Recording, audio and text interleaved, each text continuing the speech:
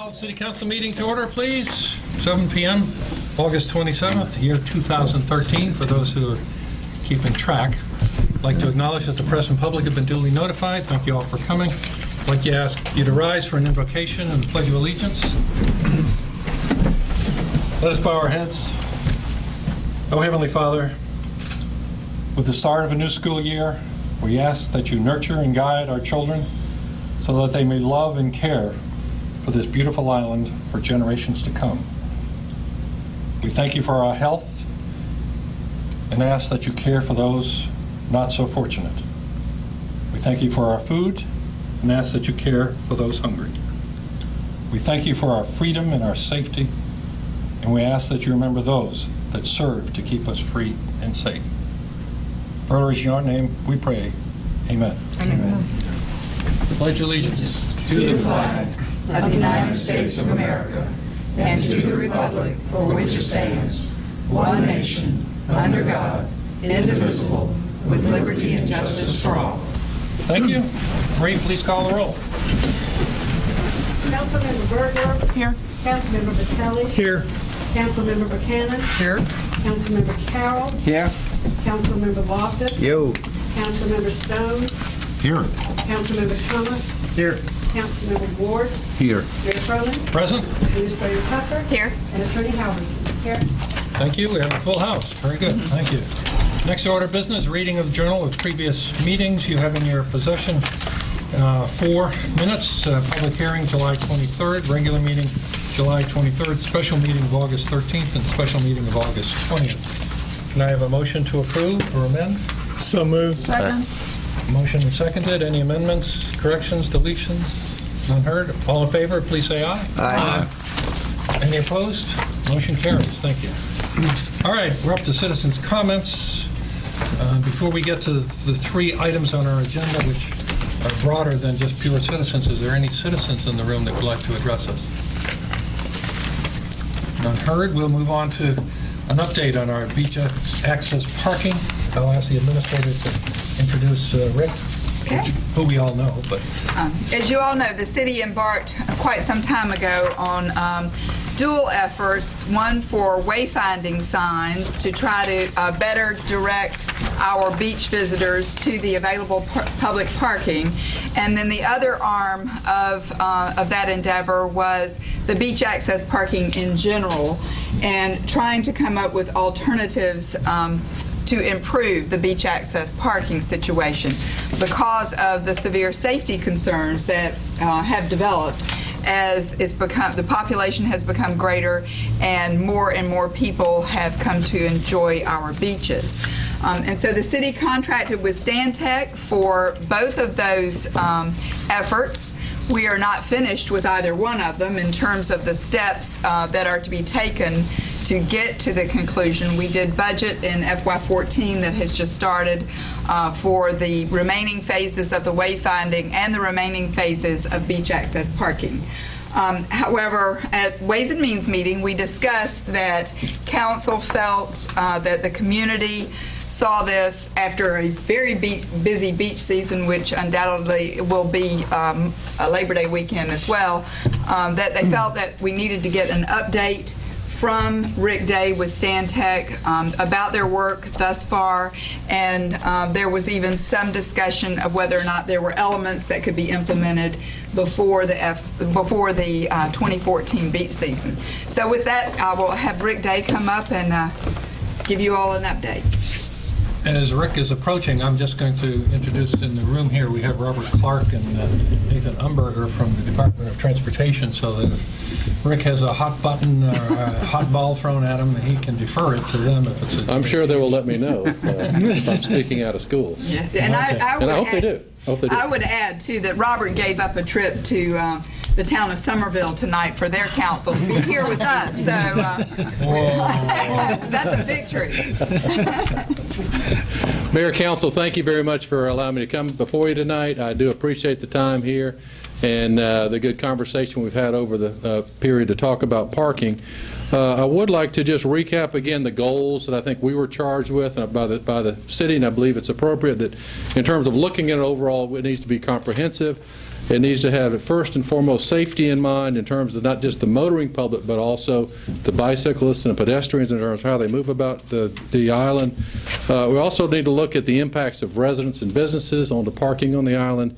Make sure we also keep mindful of the traffic congestion that's on the island, as well as make sure we adhere to whatever program we adhere to the federal, state, and local laws and regulations that we must be aware of. Again, just to recap slightly, we started by looking at the body of work that preceded us, and believe it, you know how much discussion has happened years ahead of this, and there is a large body of work that we needed to go through in terms of planning commission, staff, council members debating the issue. We also met specifically with the planning staff, the public works, the police, and fire to discuss parking, and not just during the peak seasons, but also throughout the year. Stantec also performed field observations during the peaks and off-peaks to understand some of these issues, and also we also inventoried parking issues and spoke to some of the parking staff at other beach communities throughout the East Coast to see if there's anything we can draw from those that we can bring here to make a good recommendation. And also, Mayor and Council, as you're aware, I've had a chance to speak with a lot of you on an individual basis. I appreciate that time that you have given me to allow that to further understand the issues associated with the parking on the island. Before I get started in the recommendations, I would like to just kind of state out there some of the premises, some of the findings that we believe to be important in terms of really, portraying our recommendations, and that is, when you look at the amount of traffic that comes onto the island during the peak season, it is significant, and it is significant compared to the rest of the season. So we do need to be careful of that in terms of thinking about how much influx we have during that peak time, and one just has to think back to Memorial Day or other times in terms of what that is, what that burden is upon the city, not just in terms of congestion, parking, but also the public safety issues. Charleston is blessed with a lot of growth, a lot of potential with the developments around the community, and of course, what does that mean? It means everyone could understand that's just probably going to mean additional demand on the peak seasons in the years ahead for the city. So we want to make sure we keep that in mind, that the growth that the Charleston, Berkeley, Dorchester County areas is experiencing and will continue to further put demands onto the island in terms of how people come onto the island, move about, and also park. We also, in terms of observations over the years, it's clear that a lot of the parking that is occurring is continuing to expand deeper and deeper into the neighborhoods. Early on, it was pretty much close to the front of the beach in these areas, but it continues to go into the neighborhood, so that's another concern we need to be aware of. And we also, keeping safety in the forefront, we need to make sure whatever parking recommendations we do enhances safety. And what I mean by safety, I'm talking about not just parking and unparking of vehicles, but also traffic flow and also pedestrians, how they cross the street, to make sure we do a good job of improving the safety of that.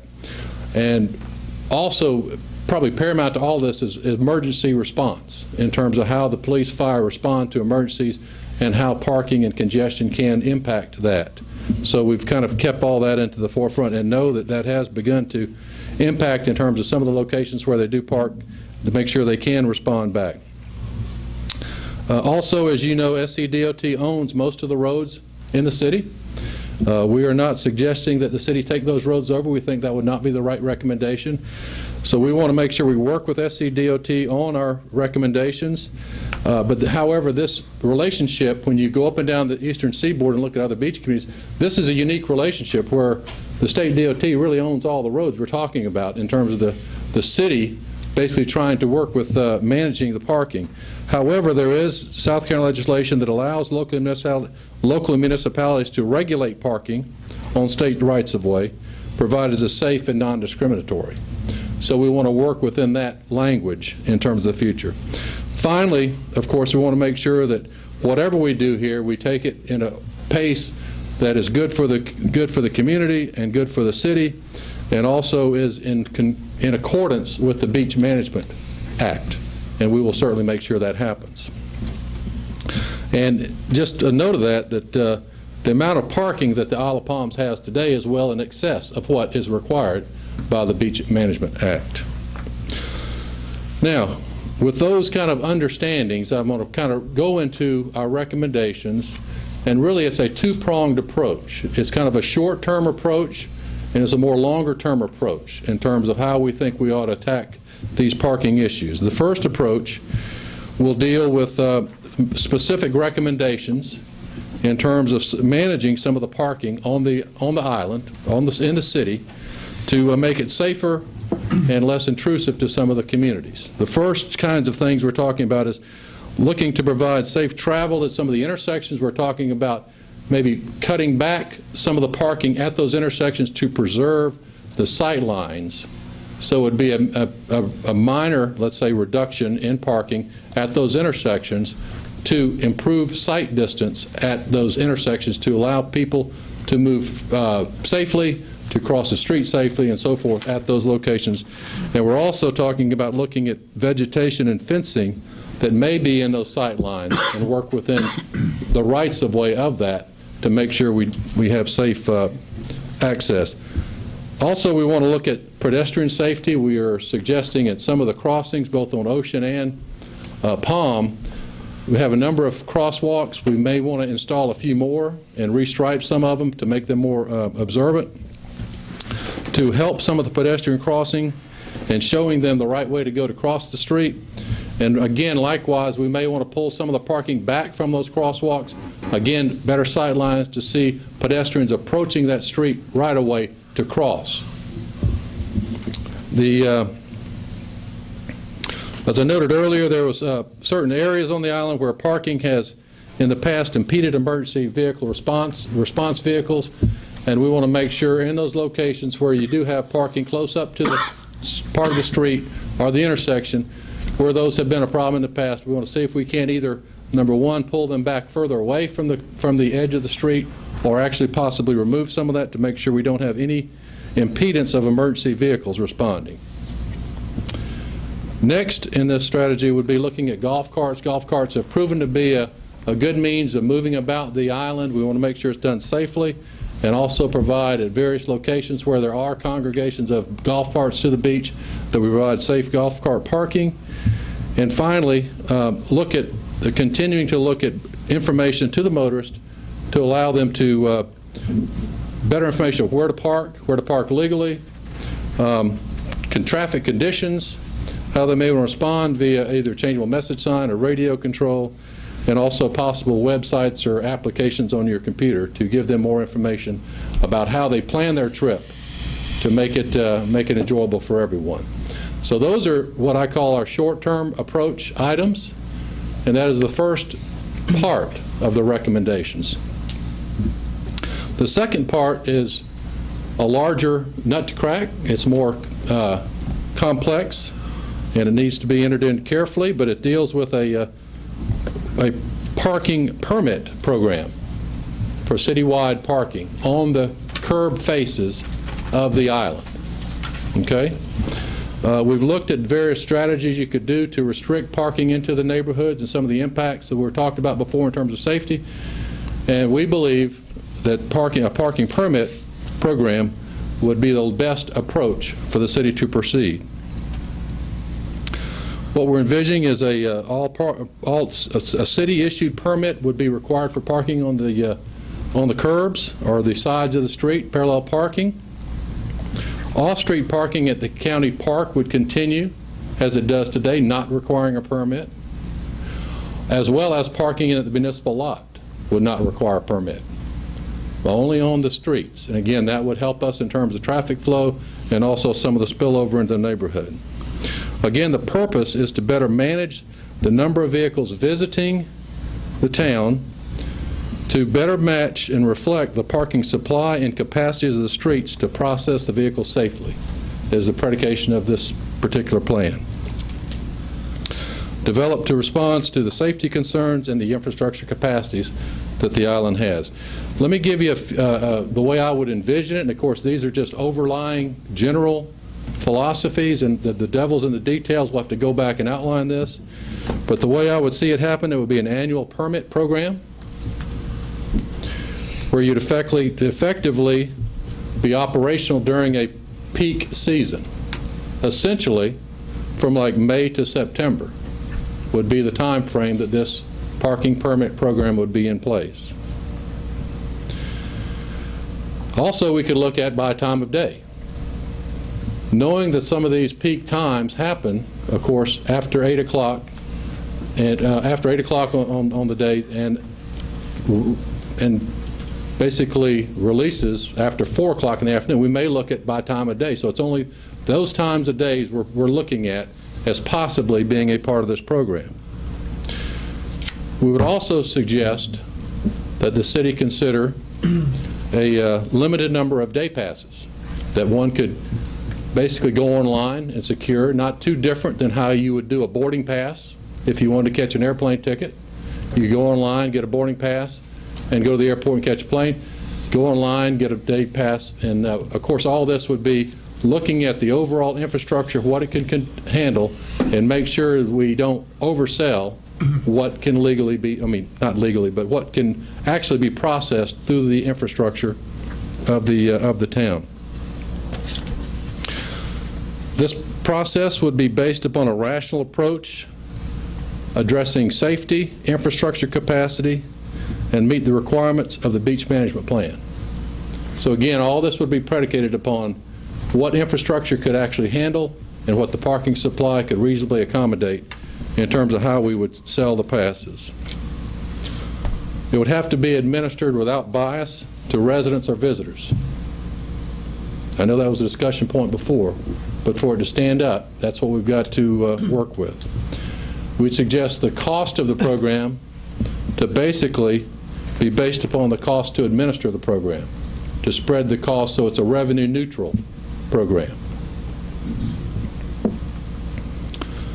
Finally, we need to make sure this program met the test of the beach management plan, which we believe it will at this time, in speaking with your city attorney. Assuming the city accepts this recommendation to look at a parking permit program, we would have to work closely with SCDOT. We've had very preliminary conversations with SCDOT about this concept.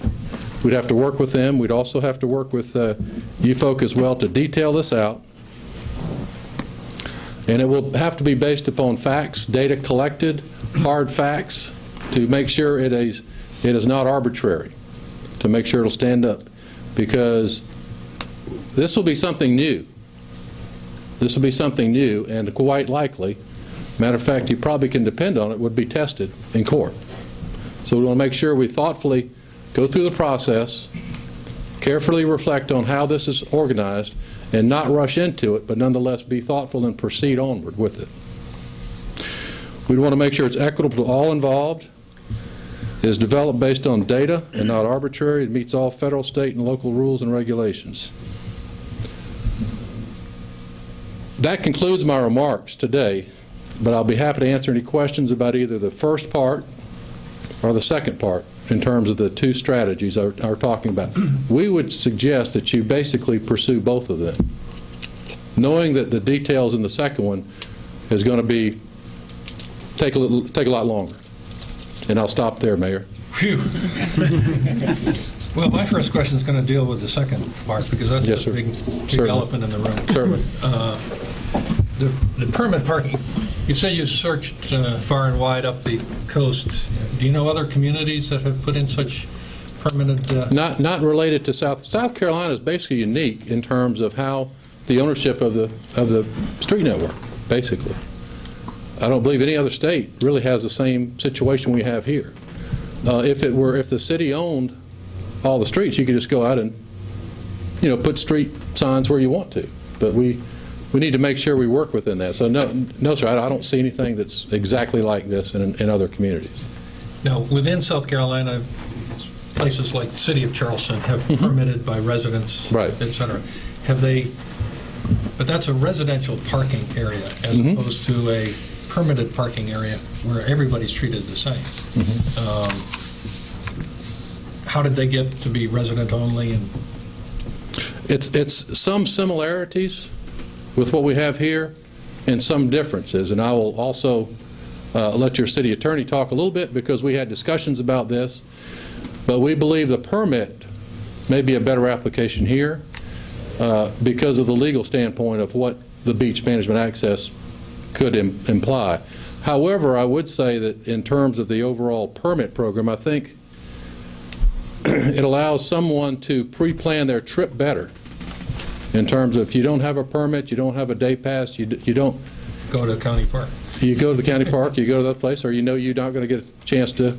So it allows you to pre-plan your trip. However, if you do and we talked about this, possibly a residential, 2-hour parking on this street except residents, then you probably get 2 hours, and then you'd have some scofflaws you'd have to tow away and this sort of thing. But still, you would still have those parking going on for those times in the neighborhood.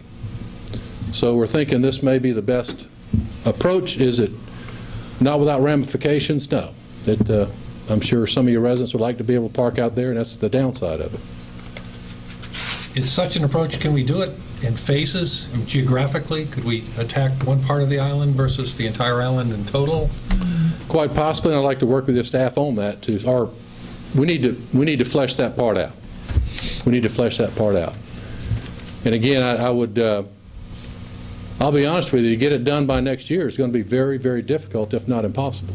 Well, just the administration of such a thing, just detailing all of the steps that have to be taken, it's just. And again, you want to make sure you build it on such a case, knowing you may be challenged on it, that you don't rush into it, that you have a very thoughtful case built, the rationale behind it, or you'd be better off not even pursuing the course. Right, exactly. Must be other questions. Anyone else want to bite off the permits? The Beach Management Act, let's explore that a little bit further. That I'd heard that because we have public parking in the Front Beach area, we don't have to provide access from approximately 3rd Avenue all the way up to 30th. Is that true? I will let the city attorney talk a little bit more specific about it, but it's my understanding that we could still allow this permit with various parts that would not be restricted if we're pushed into that. But we believe you may not be required to have. We believe the parking that you have may be fine with this concept. And I'm not doing a good job answering the question. We believe with this permit program you still could meet the intent of the Beach Management Act of providing parking at these different areas of beach access. So the question was, from 3rd Avenue to approximately 3rd to approximately 30th, that we wouldn't have to provide any parking in the neighborhoods because of the public parking lots in the county park. That's the question. Did your research address that? We believe that to be the case.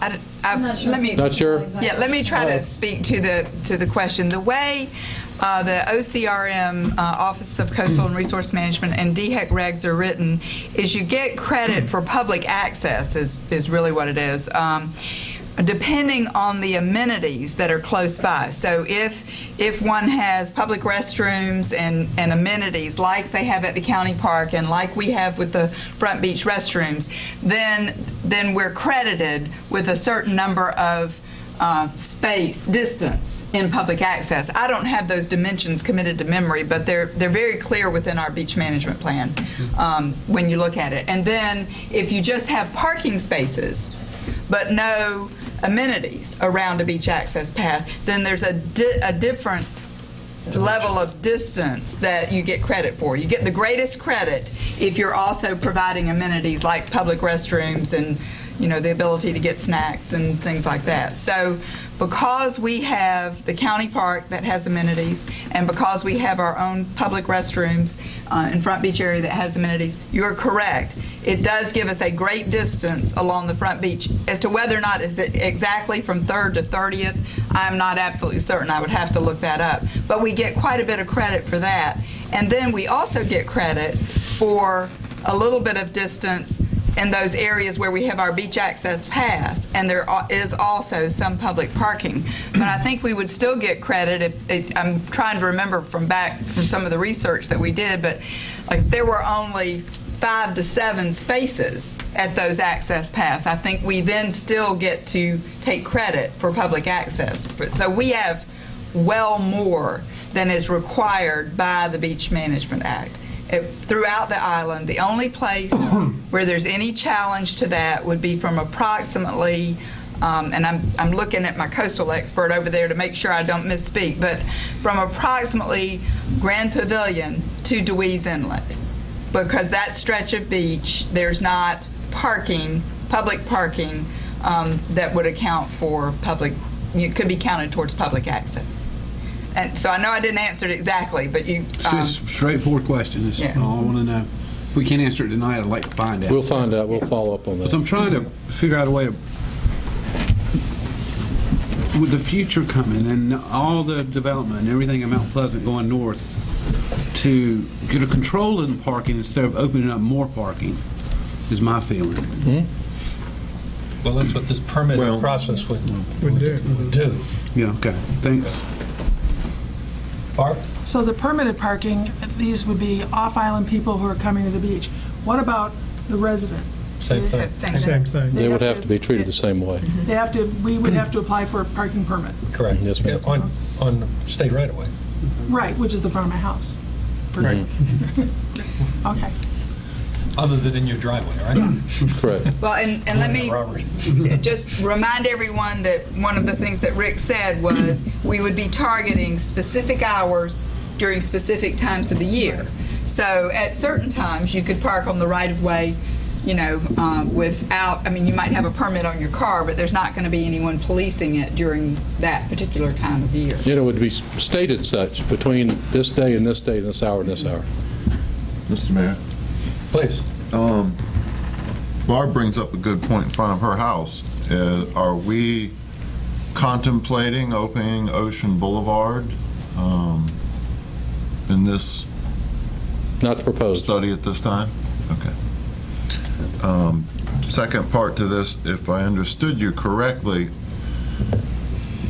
a study needs to be performed and somehow a minimum standard put into place to effectively limit the number of vehicles that can ingress and egress this community in a safe fashion. That is one of your That proposals? is correct.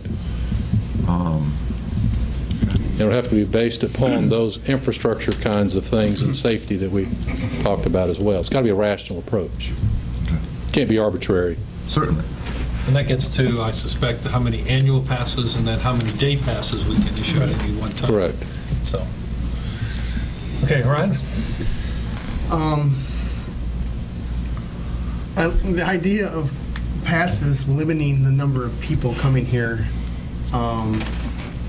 I don't think it's going to do it. People will still show up, and whether we put a cap on the number of passes, people will start up, they'll park, they'll get a ticket. We still have an infrastructure problem. Although it's a great place to start, it may work. One of the things I said before is our biggest problem is with safety. Our public safety getting in throughout the islands. We have our main artery, Palm Boulevard. It's left open. We have us going through and lining it 4 foot off. It's made a huge difference. Certainly. People can get up and down the street a lot easier now. People can open up their doors without that.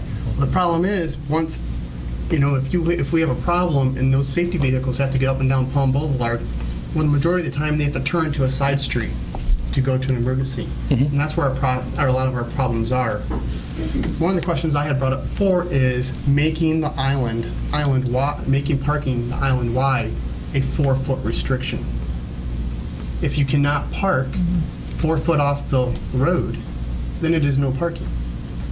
Because cars are going to park there. They're going to, they will park.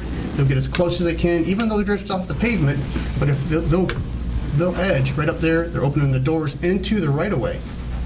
So that's our biggest problem is the safety. And if there is room for them, then it has to be parallel. I know we had a change in law, or we had an amendment to our state, and I had asked Linda to look into it on Palm Boulevard some time ago, and the state had to make a recommendation on that, or make the changes through the state legislature. I don't know if that's something that we need to approach again, is ask, the state, hey, this, take it back to home rule, and let the city decide where we need to have these 4-foot right-of-ways that need to be vacant, or need to be free of parking for the public safety. And it's not just the safety of our residents, but the safety of the people who are visiting the beach. People can't get in and off this island because of that. So that's one thing I'd like to see. That's one thing I'd like the way to approach this. If you cannot park 4 foot off the road, then it is a no parking zone. Barbara, has anybody else ever broached a subject like that with the DOT? Right now, all you're required to do is have your tires off the road. That's the only stipulation that I know of as far as state code or anything like that. The 4 foot, I thought, was established just by us as a way to move vehicles back to the corridors open. Well, I think it was done by legislation in order to permit to be separate from the rest of the state to allow it to happen. Wasn't that right? I'm not confident in that answer without double checking it. Well, that was what I was always told. I read that somewhere, so I shouldn't believe everything I read, of course. But the reason that's allowable on Palm, of course, is the wide right of way there. Right. Correct. And I don't know all the rights of way in the city limits, but I could imagine there's only a handful or Well, I think a couple of streets really that I know of that would be wide enough to do that. A lot of the side streets do have 10-foot rights of way. Obviously, there'd be no parking, but some of the numbered streets have 25-foot. So, but if you allow parallel parking on those areas, you can perhaps get some in there. Get some parking, maintain our Beach Management Act, still keep people off the road. It'll eliminate some of the parking, but it's going to solve a lot of our problems, safety problems that we have. And whether it's through the state or whether, if the state has allowed, or the DOT has allowed us to go through and, manage our parking, I don't see why we can't initiate something like that. Even if it takes legislation. Even if it takes legislation. I think we could get enough support, at least from our local legislators, and hopefully they have enough sway with the rest of the administration. We can make that happen. May through September only. Yeah. Go ahead, Marty. We don't want to chase the folks up the avenues either. I know we want to make sure that doesn't happen, which the parking permit would do, because I think the tendency will be if we, which I think we should, limit the parking on Palm. We just need to make sure that folks don't migrate further in, which the parking passes. Well, the permit would be, and would affect should everybody, take care even of on the sides. Right. So. Well, it depends on where the permitted people are allowed to park. Island-wide. And how many? Yeah. It's island-wide, so it's not just a limited zone for permanent. That's correct. That's one of the rubs, of course. Michael? Yeah, I guess I think the residents are fed up. I mean, this has been going on. We've had conversations about parking for years and years. The Planning Commission did some great work. We've had a number of meetings, and council's had special meetings on it. And we need to be able to move. Okay, so can you give us a timeline of what we need to do, what delivers would need to happen to get this in place as soon as possible? And if next season is not, if it's not impossible, we need to let people know about that. But what deliverables do we have to do as a city to make this thing happen as quickly as possible? Because, we've got to give our residents some relief. There will be resources required to do the analysis, to do the documentation, to do the legal research, and so forth. So I guess the first thing to do is make sure whatever budgeting you're going through, you put some money in there for whatever that means. I don't have a number here tonight to talk about that, but I think then the analysis part of it, the safety documentation, the capacity, the parking inventories, what's been out there today needs to be documented. And then we need to document where those things cross the line in terms of how we build the case. This is the level we think is a safe amount of vehicle onto the island that makes rational sense in terms of, and that needs to be done, and it needs to be done well and thoroughly, all the I's dotted and T's crossed. And once we do that, then we're ready to begin thinking about printing passes and selling passes and this sort of thing. So, and before you get to that point, though, you need to make sure, how are we going to manage this? How are we going to operate it? You know, with staffing, and if we don't patrol it, if we don't police it, you know, we're not going to get anything done. So we need to think through all the steps, and I'm not prepared tonight to go through step 1, 2, 3, 4. But I mean, any of us could get to that point in terms of steps 1, 2, but we could certainly take a look at it and put a timeline on it. But I'm not prepared tonight to say, you know, what that timeline would be specifically. What I'd like to do, if you want us to look at it, is to work with staff. If the council, it's the pleasure of the council to pursue this, work with staff to say, here is an approach, here's a timeline, here's an approach, here's the effort that's going to be required for that. Is that a fair statement, Councilmember? Yeah, it is. I know I'm not answering the question. We've had so much dialogue about this for years now that residents are just, you know, it's become very evident campaigning for this current cycle that, you know, the feeling is we're kicking the can down the road, and I don't want that to happen. I think we need to make some tough decisions and move this thing forward as quickly as possible. Jimmy? Number one, Rick, thank you for coming tonight. The parking, I think baby steps is a great way of approaching this, and I think we've done a great job with the white line along Palm Boulevard, the line of sights. I think we should look at line of sights for driveways, for fire hydrants along. I think the 4 foot off the road is a great idea. I think we ought to take an inventory of our roads and look at the property lines in relation to the edge of the road. I think parallel parking only, as opposed to people parking perpendicular, backing into traffic. These are ways I think we can immediately jump in and try to solve some things without doing major things right now. But, you know, our residents are up in arms. You were out here Memorial Day weekend. They're parking everywhere, and we're not trying to say no to parking, we're just trying to control parking. You know, Mount Pleasant, I think the last number I saw was like 68,000 residents, and you know, Isle of Palms is probably one of the easiest beaches to get to. I think we should take control. I think that 4 foot idea is a great way to look at it, up and down the whole of Isle of Palms, and I think that would probably control a lot of cars. So again, thank you very much. That would keep them safe, but it wouldn't keep them from parking. So No, it wouldn't. But still crowd in, et cetera. So Mayor Cronin, I think we could do both. One last comment. Please. I agree with Councilmember Loftus is that I'm ready to, let's get moving. You know, let's get something on the table. We're going to say yes, no, or, you know, we're not going to do this, or we're going to do this. This is a good plan, but we got to do something. And I don't want to be talking in generalities 6 months or a year from now. I'm ready to get specific. And let's talk about the budget if that's what we have to do to get going, but just let's do something good for the residents. I would propose we proceed on with a permanent plan, put a plan together. We can always pull back at any time and say, right, you know, we can't, it's impossible given constraints put on us by others or whatever.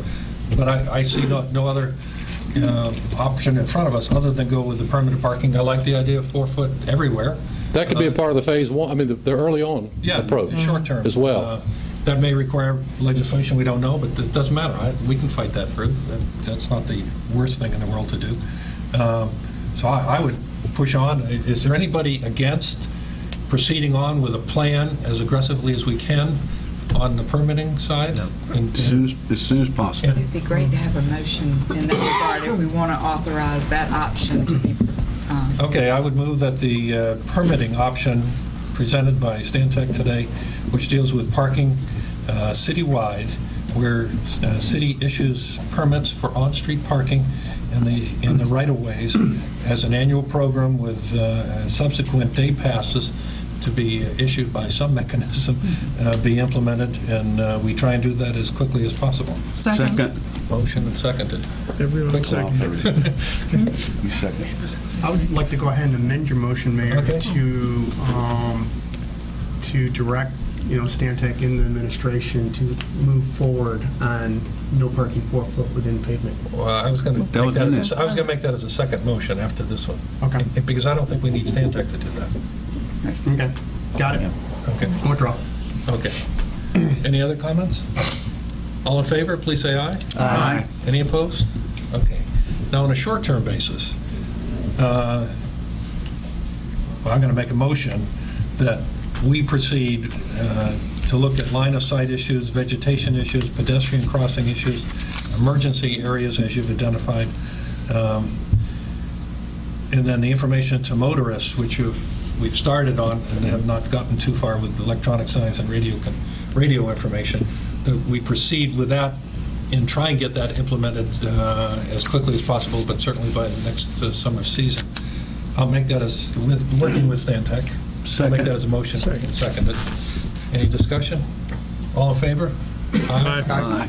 The third, I'd like to make a motion to follow up and proceed working with the Department of Transportation and/or anyone else who's involved from the city standpoint to see what it would take to authorize the city, or I guess it would be the city with DOT, to require all parking on the island to be 4 foot off the right-of-way.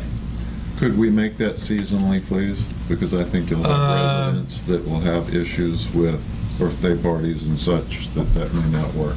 Okay, I don't know how we could sign it, but okay, we'll make that as a seasonal requirement, and then we'll see if we can get that through. If not, we'll go back to the annual. So I make that as a motion. Second. And second.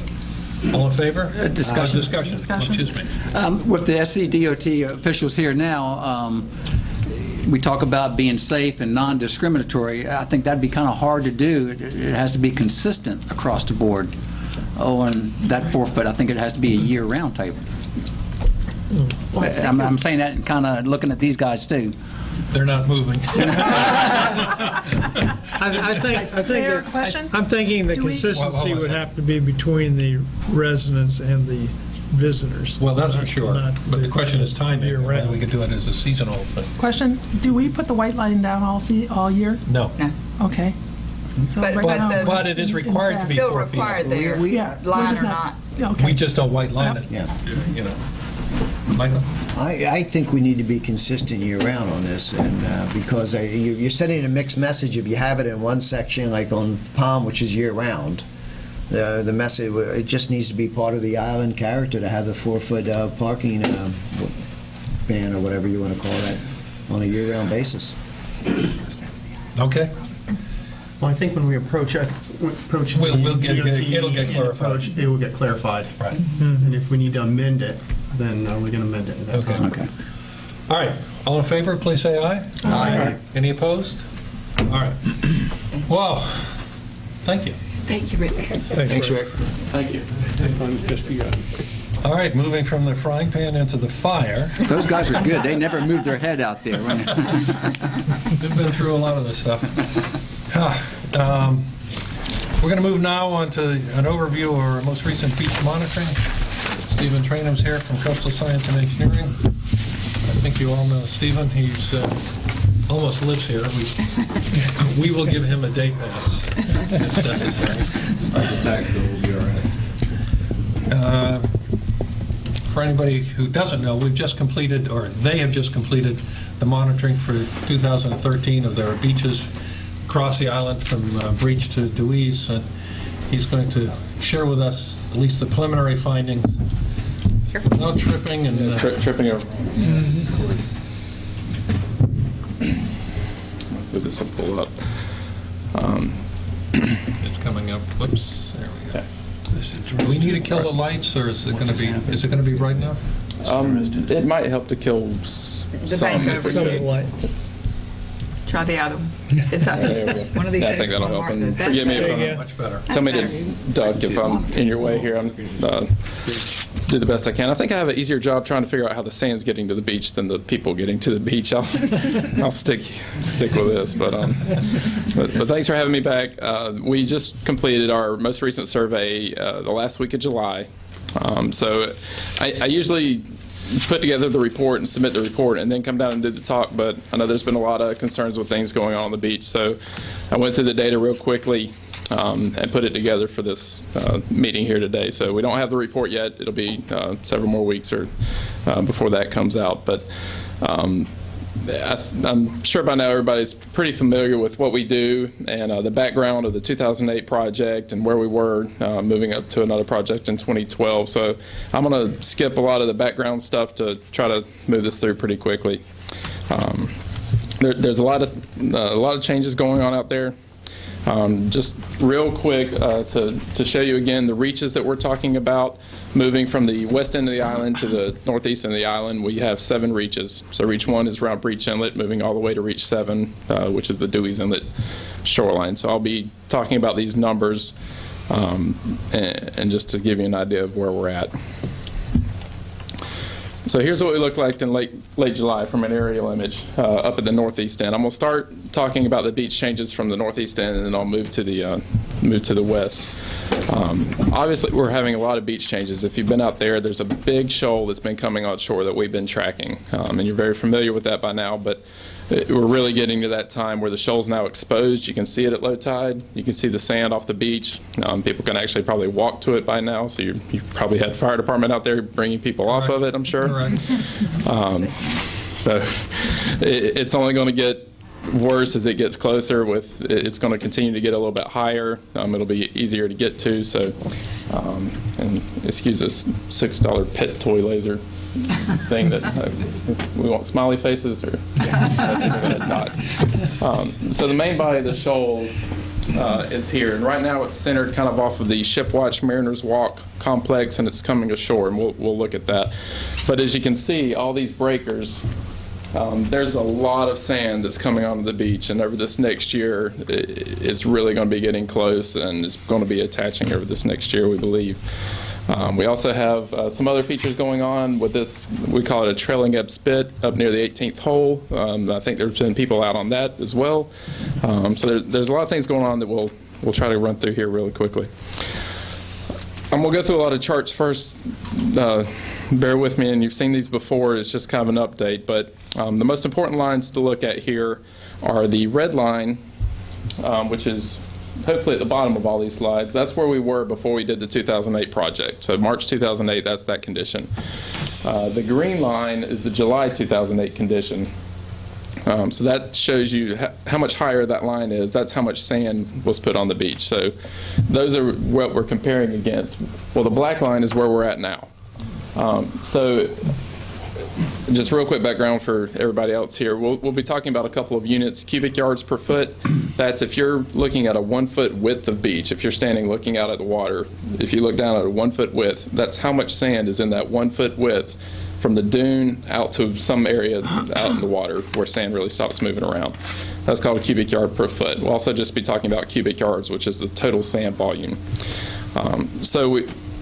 Right after the project, this is around the 18th hole here, around 3:30, and then moving inland towards Cedar Creek Spit this way. So the project was completed in this area. It's continued to grow since the project, and it's gained more sand, and it's healthier now than it's been at any point since the project. So we're gaining a lot of sand in this whole area, kind of on the updrift side of the groin towards the ocean. The groin is right here at station 348. It's been pretty stable the past several years, not a whole lot of change. And then the Cedar Creek area has been pretty stable, not a whole lot of change. Dunes have actually been growing higher there right along the spit. But compared to the pre-nourishment condition, we've gained 114,000 cubic yards of sand. We only put 50 there. So you've had 65,000 cubic yards of sand naturally moving around the front beach and building up that area. Now looking at the area between the Wild Dunes property owner's beach house and the 18th hole, kind of the turn of the island into Dewey's Inlet. The left side of the screen here, that's the area right in front of the property owner's beach house. The right side, that's the area near Dewey's Inlet. So if you look at the red line, that's where we were before the project. And it's good to see that along where the fill was done, which is on the right side of this dotted line, we're still above that red line now, if you look at the black line. So everywhere is still healthier now than it was before the project.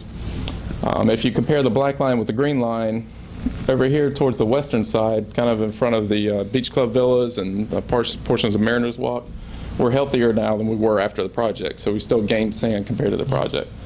The problem area, of course, is around the Ocean Club, which is right here in this area.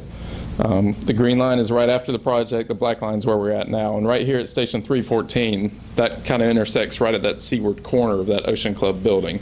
And that's our worst spot right now on the island. It's just been that hot spot over the past couple of years. But you can see it's a very limited stretch here of only, each one of these stations is 200 feet apart. So if you move about 600 feet to either side of it, really, you come back up a lot closer to that green line, and it's a relatively healthy beach. So compared to the pre-nourishment condition, we still have 377,000 cubic yards of sand in this reach, and that's including this area in front of the property owner's beach house, which is come and gone with some shoals that have come on shore there. So overall, if you look at it as a whole, it's performed very well. If you look at that one hot spot right there at Ocean Club, that's where we're having issues and we're trying to deal with. So before I jump down to the next reach there in the Wild Dunes area, just kind of an overview of the eastern end. Reach 5 is from 53rd Avenue to the property owner's beach house. Reach 6 is the one we just talked about, and here's the Dewey's Inlet Reach. And what you see is a pretty consistent decline, which means your erosion rate's been fairly consistent, starting from right after nourishment, which is the screen bar. You've had a couple places like here between 2011 and 2012, it's jumped down a little bit more. Same thing in Reach 6. It's been pretty consistent. It's actually gained a little bit, or been more stable this past year. Overall, if you add up the whole eastern end of the island, the whole kind of Wild Dunes area, that's this last set of bars over here, and it's been a fairly consistent drop, but we're still, well above where we were with the nourishment condition. But you'll notice that this Reach 5, if you look at before nourishment, we're below where we were before nourishment in Reach 5, and I'll show you some details on that now. It's kind of a tale of two areas in that Reach 5. So if you're looking here at station like 254 and 256, that's the area kind of near Beechwood East. 248 is right in front of the Grand Pavilion. So it's just a little bit east of the Grand Pavilion. If you look there towards the west, you've still got 184,000 cubic yards of sand that you didn't have before the project. So that area is still holding up pretty well.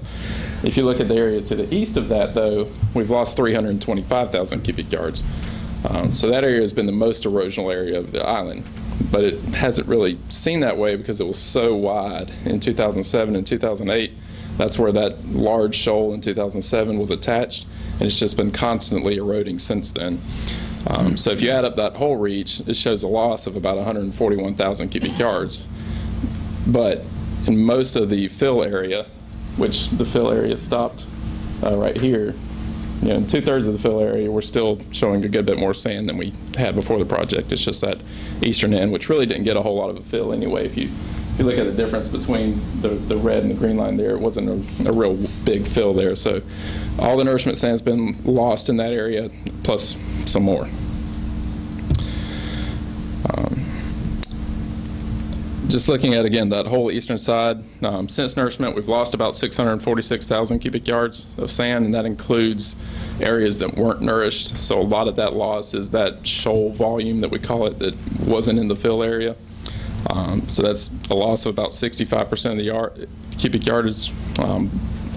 But if you look, and I think I got this next slide, this is the actual fill limits of that 2008 project. So if you don't include that area where that shoal was, we still have 40% of the sand in that area. Most of that loss is focused there in Reach A, which was the area, in Beechwood East and Dune Crest in that area. Project Reach B, that's the eastern side of the Wild Dunes area, has still got close to 70% of the sand in that area. And C is way up there. So. All right, now just looking at the 2012 shoal project that we did in spring of 2012. This survey served as our kind of 1-year post-nourishment condition survey, which was a permit requirement for that. We had to show a condition of the bar area and the fill area. The good news is the borrow area that we used, which was the area from about the Western Beach Club unit to pretty close to Shipwatch. It's pretty close to its pre-nourishment condition. It's been gaining sand since we did the project. And that shows you, we did the project right here. It lost a little bit more, but now it's back up to kind of where it was right before the project. So it's recovering as the next shoal is coming on shore, and we'll show you that a little bit more later.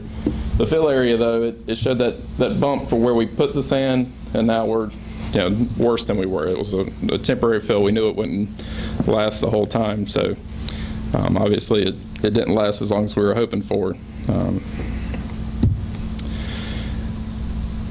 So now I'm going to show you a couple of aerial images and just kind of describe what our current situation is with the sand, and if we're going to look at doing another project anytime soon.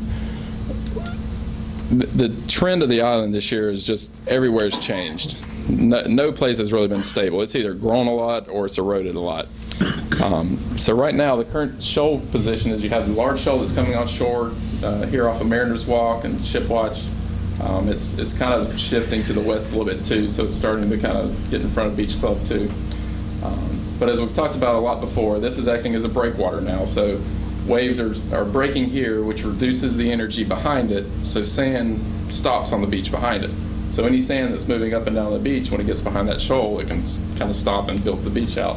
And if you look out here now, you'll have a lot of really low kind of relief, not really dunes, but it's just a real wide, low, dry beach and a real wide, low intertidal zone. That's because that's where that sand is building up behind the shoal. Well, that sand is coming from, it's not coming from off here yet, it's coming from the adjacent area. So it's coming from the area in front of Beach Club, in front of Port of Call and Seascape. That area has eroded a decent amount over the past year. It's also coming from this area somewhat, but this area is a little bit more protected because it's also kind of behind some sand, or behind a shoal. You do see a little bit of an erosional arc, and that's sand that's being lost this way and lost down coast. So it's going to make these arcing features, and there's somewhat of one here too. It just gets kind of hidden by the sandbags that are kind of stabilizing the beach there. So all this sand's coming on shore, and I'll show you a profile. This is from Station 292, which is kind of right at that apex of the shoal. And you can see from the yellow line to the black line, that's from last July to this July. It's moved 600 feet landward. It's also increased in elevation by about 3 feet. And so as it keeps getting higher, it's going to keep moving in faster. As it gets closer to the beach, you also notice that this black line is the most seaward line now. So the beach is building out behind it. And that's important because this is the potential source of sand if we want to do a interim project this winter. This shoal is still too far out to access right now. Maybe by the very end of winter, it might be close enough, but I doubt it. So this sand on the beach would be your likely source for some type of project. How do you know when it's close enough? When you can get equipment out there. Yeah, and at some point when it gets somewhat close enough, it might not be quite attached where you can drive equipment out to it. You can construct a dike to get out to it, but it has to be close enough where you can maintain that dike, and it makes economic sense to build that. I would think closer to 100 feet to 200 feet maybe, but 600 feet is still a little bit too far away.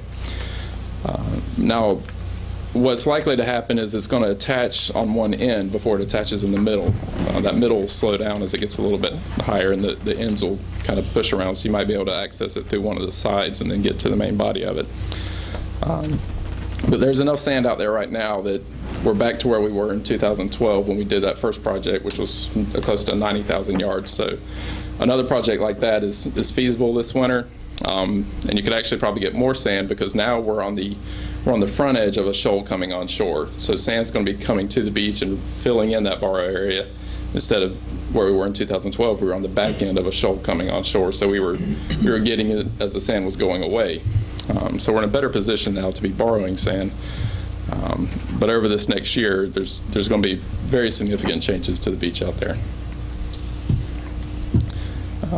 Again, just to kind of point out the sediment transport patterns over here, beyond just the shoal being present, the gap in the channel of Dewey's Inlet kind of runs right out this way, and it's been migrating to the west and will continue to migrate to the west. But right now it's situated right offshore of our erosion hotspot. So not only do we have the sand that's kind of moving in because the shoal's there, we're also having larger waves hitting that area because it's right behind that break in the shoal. So that can cause more rapid erosion. And as we saw in the accretion of the Dewey's Inlet shoreline over here, when the waves hit it, they're going to be pushing it this way and this way because of the bending nature of the waves. So as the sand moves out here, it either moves at the high tide beach, it'll move up on the beach and nourish the higher parts of the beach. If it falls into the channel, it gets pushed back out, and that's what's building this trailing edge spit. So all the sand that's being lost off the beach is either building a platform out here, or it's moving on and nourishing the Dewey's Inlet reach. And that's kind of the same thing I just said there. So if we're looking at doing another scraping project or shoal modification project, we've been focused on that area around Ocean Club and Seascape and the golf course. But we've actually hit our 100-foot trigger. We have a trigger of 100 feet that if the high tide line gets within 100 feet of the building line, then a project could be done. So we've also hit that right around the area of Dune Crest and the very eastern side of the Beechwood East area. With this sand that's coming on shore, we think there's enough sand there that it'll build itself back up naturally without us having to place sand there. But it is something to keep in mind that if that doesn't happen for whatever reason, we might need to put some sand there as part of another project, so not only to the golf course, but also to the Beechwood East area. And that's why we wanted that flexibility in the bar areas and fill areas in the permit, was because we knew that the potential for this was there. So we need to keep an eye on it. We think it'll be okay. There's some, you can look at the profile, and there's actually kind of a deep channel right off the low tide part of the beach, and then it bumps up to where the shoal's coming on shore. And that could happen over the next couple of months, as that sand is very close to the beach. So it's not near as big as the larger offshore shoal. And this is just pointing that out. This is a 2011 image, so it's 2 years old on the image. But this solid red line, that's the plus 5-foot contour. So that's about your high tide swash line. And you can see that the red dotted line is our 100-foot trigger line, and right here and right here, we've hit that line. So we just barely hit it, and there's still a good bit of vegetation and a buffer there, but we just really need to keep an eye on it. And here's our animation to show you what's going on. I'll go through it twice, and then we'll turn it off. Okay. We'll start in 2007 and go through 2013. And this is the main shoal that's going to be moving on shore. And you'll see a big change between the 2011 now and 2012. Or I'm sorry, 12 and 13 there. We'll let it run one more time. I'm going to provide this to the mayor who can distribute it. You see the old channel was here, the new channel's formed here. So all this sand that was on the seaward side of it is now coming through. So 2012, and then it really comes close here to 2013. Okay, so I'm just going to kind of focus on this 2013 real quick, and then we'll start moving on down the island here. What we see right now is there's this contour is the plus or the minus 6-foot contour, so that's basically when you wade out at low tide, the water would be about here. So that's about the depth you're looking at that line. Anywhere above here, that's where it's exposed in this area. This feature here is allowing any kind of currents. If you have waves coming from either direction, it produces that longshore current. Well, that'll kind of get trapped in this little channel that's separating the shoal from the beach, so that'll kind of keep it separated for a period of time, but it'll eventually kind of overwhelm that and still migrate to the beach. So it's a similar situation in 2009, but just much smaller scale. But again, this is that area around Beechwood East and Dune Crest where we see that erosional arc, and you can actually see it in the contours here. This sand is moving on to the beach, so we're hoping that that'll kind of attach at this end first. But this is the higher part of the shoal, so it's going to keep coming on shore as well. The other thing that is going on is kind of hard to see and visualize, but this whole area here has really been building lately, and it's not building really into a shoal, this area out here, but the old channel used to come right through here and bend out here, but now it's kind of just a shallower platform. So a lot of the sand that we're losing from the beach is been deposited in this area, and we're also this trailing edge spit that you kind of see right there, it's still growing this way. I think eventually these two things are kind of going to connect, and we're going to end up with a pretty good sized lagoon as the shoal comes on shore at some point. I think that might not happen. Waves might break it up, but I showed you images of that. Well, it would be a very temporary thing, but I showed you the images of that from the 50s before, where that situation was there, and it has the potential to do that now. So just looking over all the numbers, and I'll go through the western side in a little bit more detail, but these are the total volume changes since the previous survey, and this last column is kind of year to year. All together, the island actually gained sand the past year. I know it's kind of hard to believe looking at it, but within our calculation boxes, it's gained about 11,000 cubic yards of sand. Most of the sand was lost there in Reach 5. A little bit was lost in Reach 6, and then that about the same amount was gained in Reach 7. So we'll look at the rest of the island, and here's where we got most of your gain at, is between, these are Reaches 1 through 4. You see the break lines there at 6th Avenue, 14th Avenue, and 31st Avenue. Comparing the purple and the black lines are gains or losses over the past year. So anywhere where the black line's above the purple line, you've gained sand, and you can see through most of the front beach, between 6th Avenue and 53rd Avenue, we've gained a significant amount of sand, up to 20 cubic yards per foot, which is a lot of gain. Now, however, as soon as you get past 6th Avenue, you hit Breach Inlet, and we've dropped way down. 0 is compared to the March 2009 condition.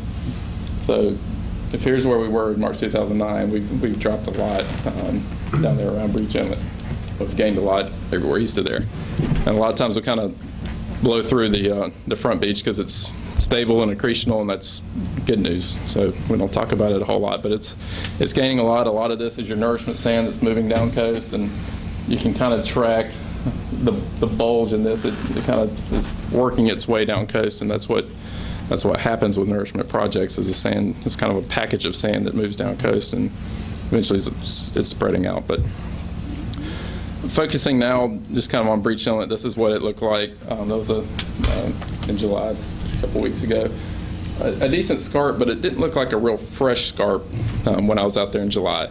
When we did our survey last July in 2012, the beach had been eroding a little bit, but it was still fine. We weren't seeing any impacts to walkovers or anything like that, and you didn't really notice it because it's so healthy down there.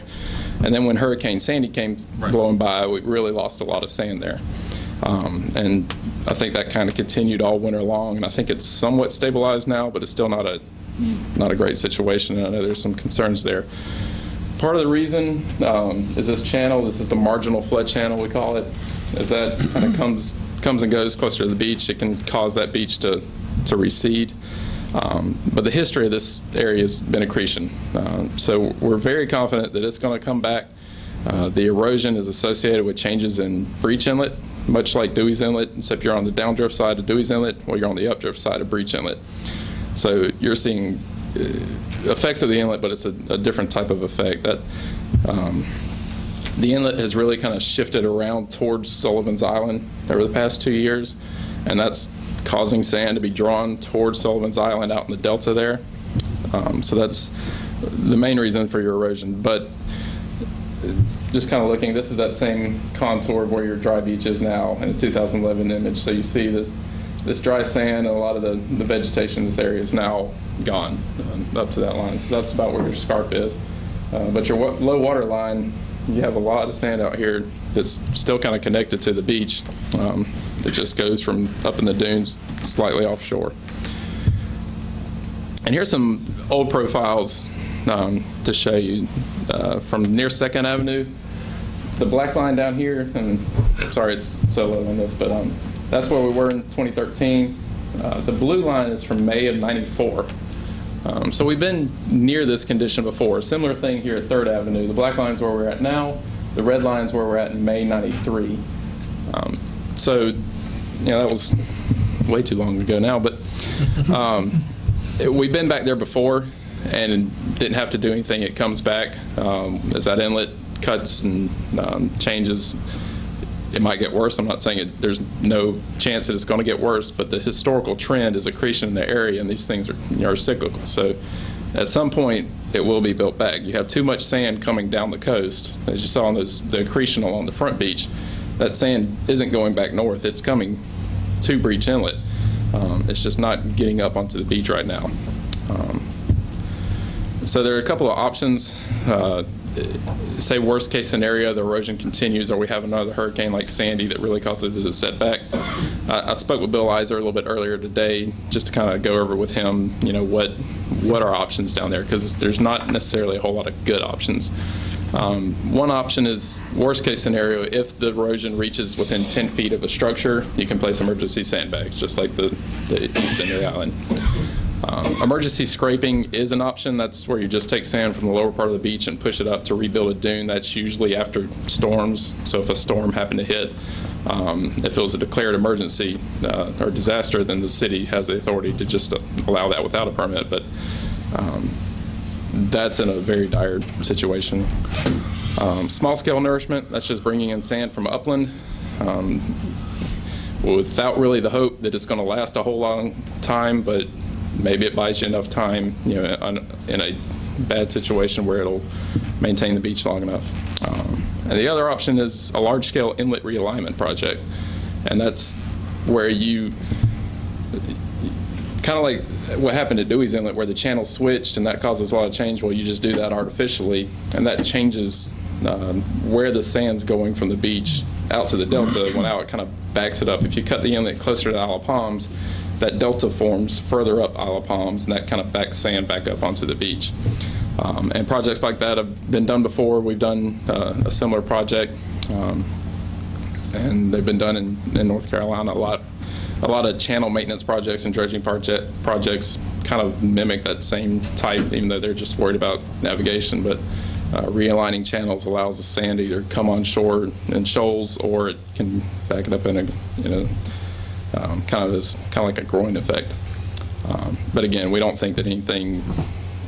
We think it'll come back on its own without having any intervention. But those are really about the only options if it does get to a bad situation. So you're not proposing we take up a project at the Breach Inlet end of the island anytime with the current situation? Not with the current situation. I'd keep monitoring it. If it appears that it's getting worse, then we can look at some of these things. If we were to, what do you call it, large scale, I hate the large scale phrase, but inlet realignment, what are we talking about there? That involves bringing a dredge in, and they would actually just dredge a new channel where the old channel kind of runs in front of Sullivan's Island. They would be cutting a new channel that would go more straight out, and then using that sand to nourish the shoreline of Breach. So you kind of take advantage of the sand to create the channel. You just put it on the beach to nourish it. And it's a matter of how much sand we want to move would dictate how much it's going to cost? Or? How much sand needed to be moved to make the channel viable. There would be some minimum that you would need, and then some maximum that would be available. And the sand could be shared between our beach and Sullivan's Island's beach? I know Andy's in the back there. He was. They already have our sand. They already have our sand. Wait a minute. Yeah, you can hold on to it a little longer. Let's just get Donnie out there with the pumps and we'll just pump it out there, and we'll call it a small scale inlet realignment. I like your thinking. That could work. Okay. As far as this large-scale project, what would happen if a major event like another Sandy-type storm came through? Would that just wipe that out, or would a project like this hold its form pretty well?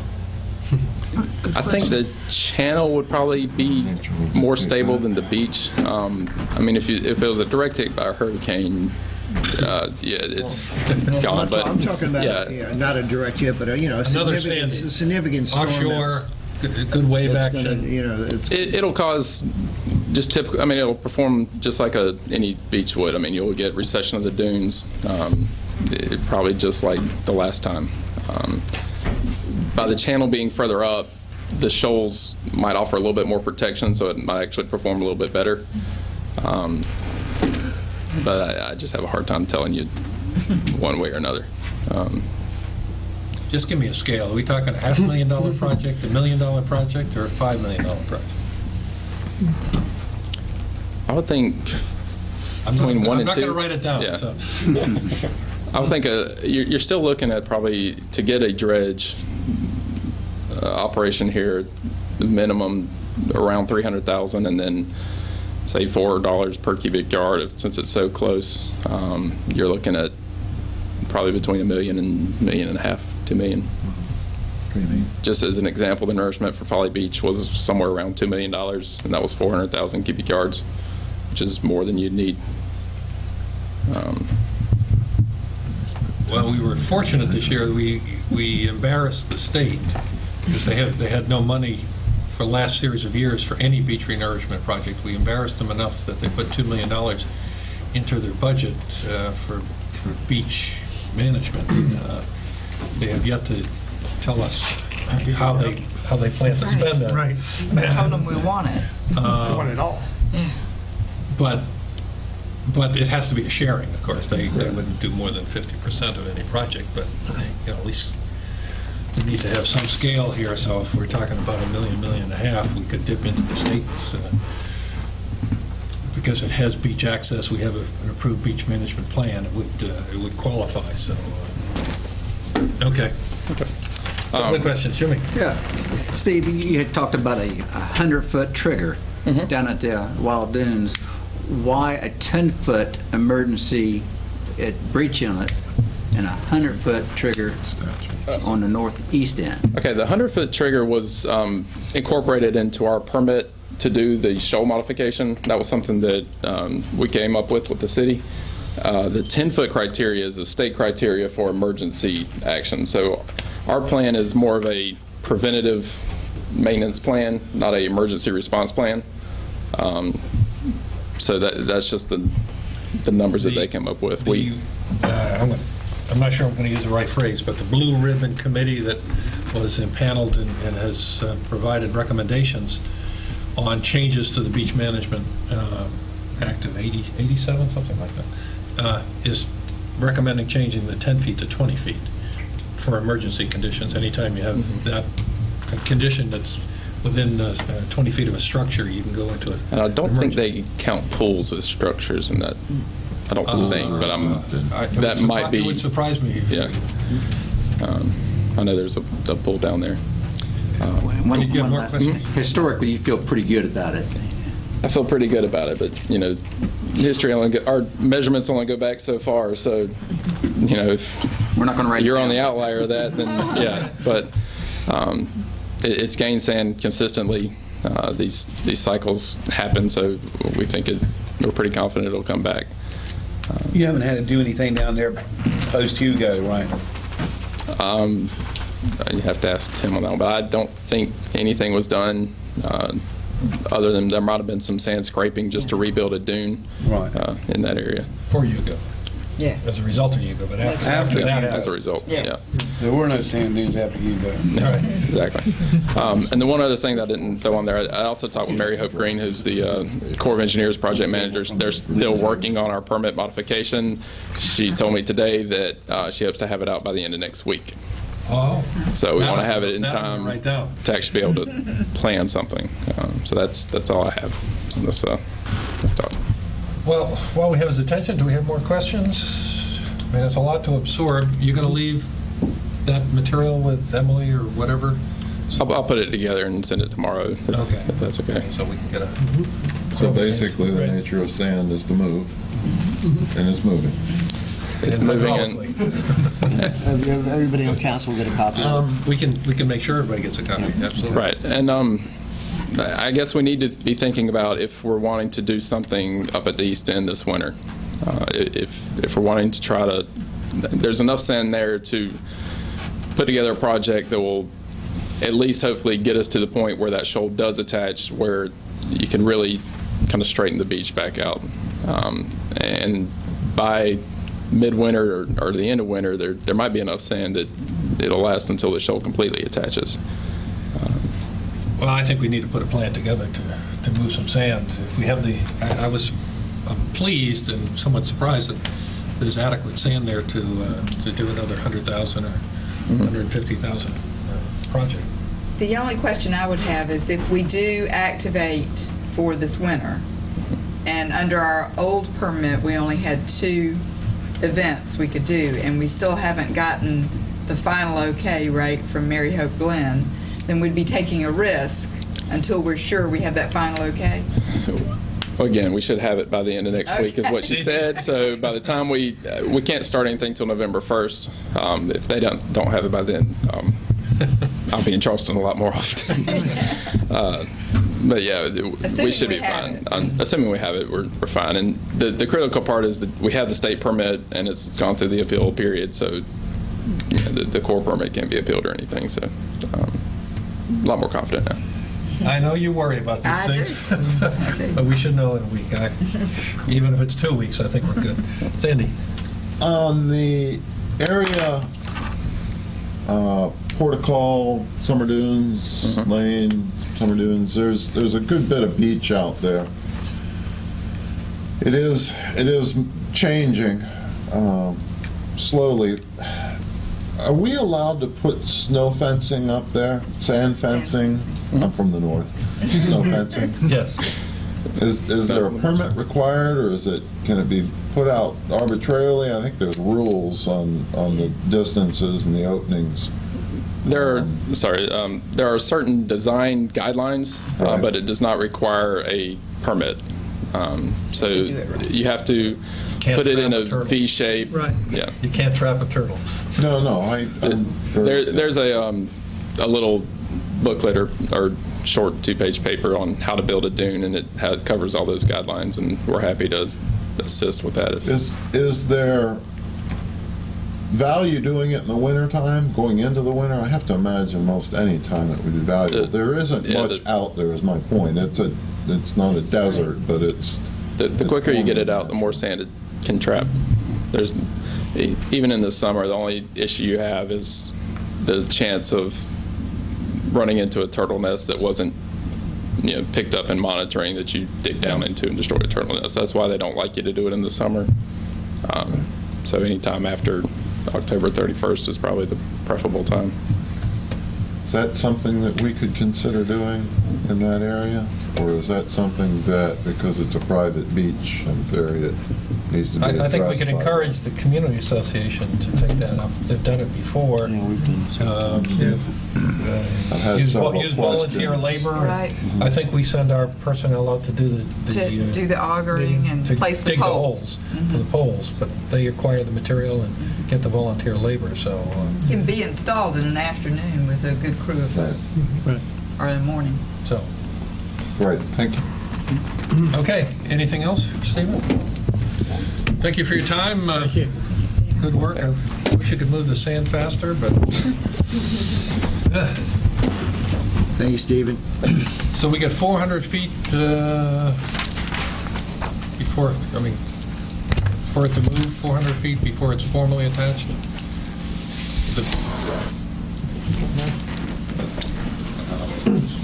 It moved 600 in the last year, so you do the math. All right, moving on. And Kendra's, we haven't put her to sleep yet. We have a request before us for a city-sponsored event. Kendra Sweet is here to talk about that. It's your time.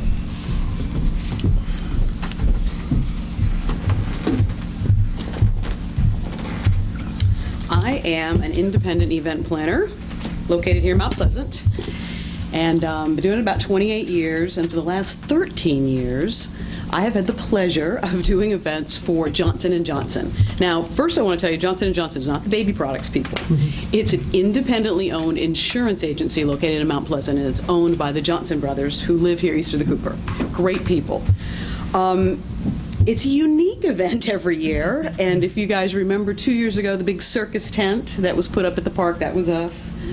Last year, we hired the Universal Studios Cowboys to get shot off the roof of the dunes out at Wild Dunes. So every year, I'm approached to do something different. This year, they want to land a helicopter on the beachfront in front of the Grand Pavilion at Wild Dunes. And we did a walkthrough yesterday with all the powers that be out at Wild Dunes, the Community Association, Wild Dunes Resort, the security staff, as well as Andrew, who's here from Low Country Helicopters, and we came up with a plan that all the parties that were there yesterday agreed upon that we thought would work. And so I do have permission from all those parties to move forward, as well as, I forgot to mention, right over here at the county park, we want to take the helicopter up to fly the executives into the party. That's what this purpose is for. So I've secured permission from the county parks. So now we want permission to land the helicopter. There's an area in front of the Grand Pavilion that is before the, right at the end of the boardwalk, and it is high tide that night, so we have a little bit of a challenge. So the high tide ends right where they put the beach umbrellas up now. So there's about a 50-foot band of sand between those two, and that's the best place to land. It's actually on Wild Dunes property, but it is beachfront, so to speak. So I wanted to come here to seek your approval to land this helicopter. So I am here to answer all questions. And as I said, Andrew is here, so if you have technical questions, he can answer pitch and rotation and all that. But I can tell you our minute-by-minute plan. So you're not on the active beach. You're on the dry beach, basically. Exactly. Yep. Yeah, right. Yep. Go ahead, Marty. I guess my primary concern would be safety for both the residents and the participants, and I'm assuming, maybe you can give us a little more details, that this area will be cordoned off and absolutely no one will be able to Right. get in there. The gentleman, Greg, who is with the Wild Dunes Community Associations, yeah, he was there at the meeting. He's going to provide some staff. Wild Dunes Security was there at the meeting. They will provide some staff. And then we do work with the Isle of Palms police as well, and we will probably be hiring some off-duty policemen that we normally do hire them to help us out as well. So yeah, we will have a complete safety plan. And we will do a run-through probably the week prior. I usually do it about a week prior, a complete safety run-through. So run through mean land the helicopter and take it off again? Is it That means have all the parties there to kind of do a risk analysis, we call it. And the copter's on the ground for a minute and a half? 5 minutes? 20 minutes? 5 minutes, maybe? 3 minutes, 5 minutes, somewhere in that time frame. Not quite a touch and go, but close. Excuse me? Not quite a touch and go, but close, huh? Close, yeah. It will be in and out. I would imagine any real concerns except with safety, which is what we addressed. And we have more than adequate space for safety with all different kinds of wind. You can come in any direction. It's so open. It should be pretty straightforward. And you don't need any FAA or any... No, the permission. IOP. As far as FAA requires is landowner permission. In this case, it would be Wild Dunes. And you receive your approval as well. So we feel like we're going through all the proper steps to keep the FAA happy. We have provided also, very important, certificates of insurance listing the city as additionally insured as well, and county parks and Wild Dunes in it. Other questions? Is any sand going to be moved? Maybe we can work to try to move it in the right direction. Bring it in? Help us with that one. That there is sand. Jimmy, they're not going to give you a ride. So. I want to ride, James Bond flying in. Exactly. Why is it a city-sponsored event? I guess is my question on this. I should probably address that. We name city-sponsored events for two reasons. One, for annual events like the Connector Run and events like that happen annually. The other reason it becomes necessary is if there is a situation where there is a regulation of the cities that would prohibit this from happening, and in this case there is a regulation preventing aircraft from taking off and landing, then in order to be able to do something like that, the function has to have the designation as a city-sponsored event. We could not give permission to violate our own ordinances except under the provision if it's something city-sponsored. Not too unlike if, in the case of the beer garden with the Connector Run and things of that nature that are circumstances that otherwise would not be allowed. And in this case, one would not be allowed to land and take off a helicopter but for something sponsored by the city, much like the training exercise that occurred at the park. And that was going to be my question, because I know we had 3 or 4 helicopters, or at least 2 or 3. doing that. So was that a city-sponsored event then? That training went through public safety and I believe was announced at City Council. I don't know that, since it was for our own personnel as well, I don't know that we had anybody come and speak, but it was announced at City Council. Jimmy? Do you have to pay Charleston County to use the county park? Yes, and I have not gotten I filled out the application, and Matt approved it, but he has not sent it back with the fee yet. I know when we put the tent up, it's around $400 or $500. Okay.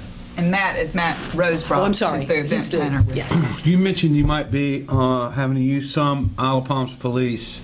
Do you have a more concrete figure on that? And Of how many does that people? come in under our overtime? No. Or what? She's going to hire them off-duty officers. Yes, no Look, so they won't be on duty. Are you paying Wild Dunes a landing fee also?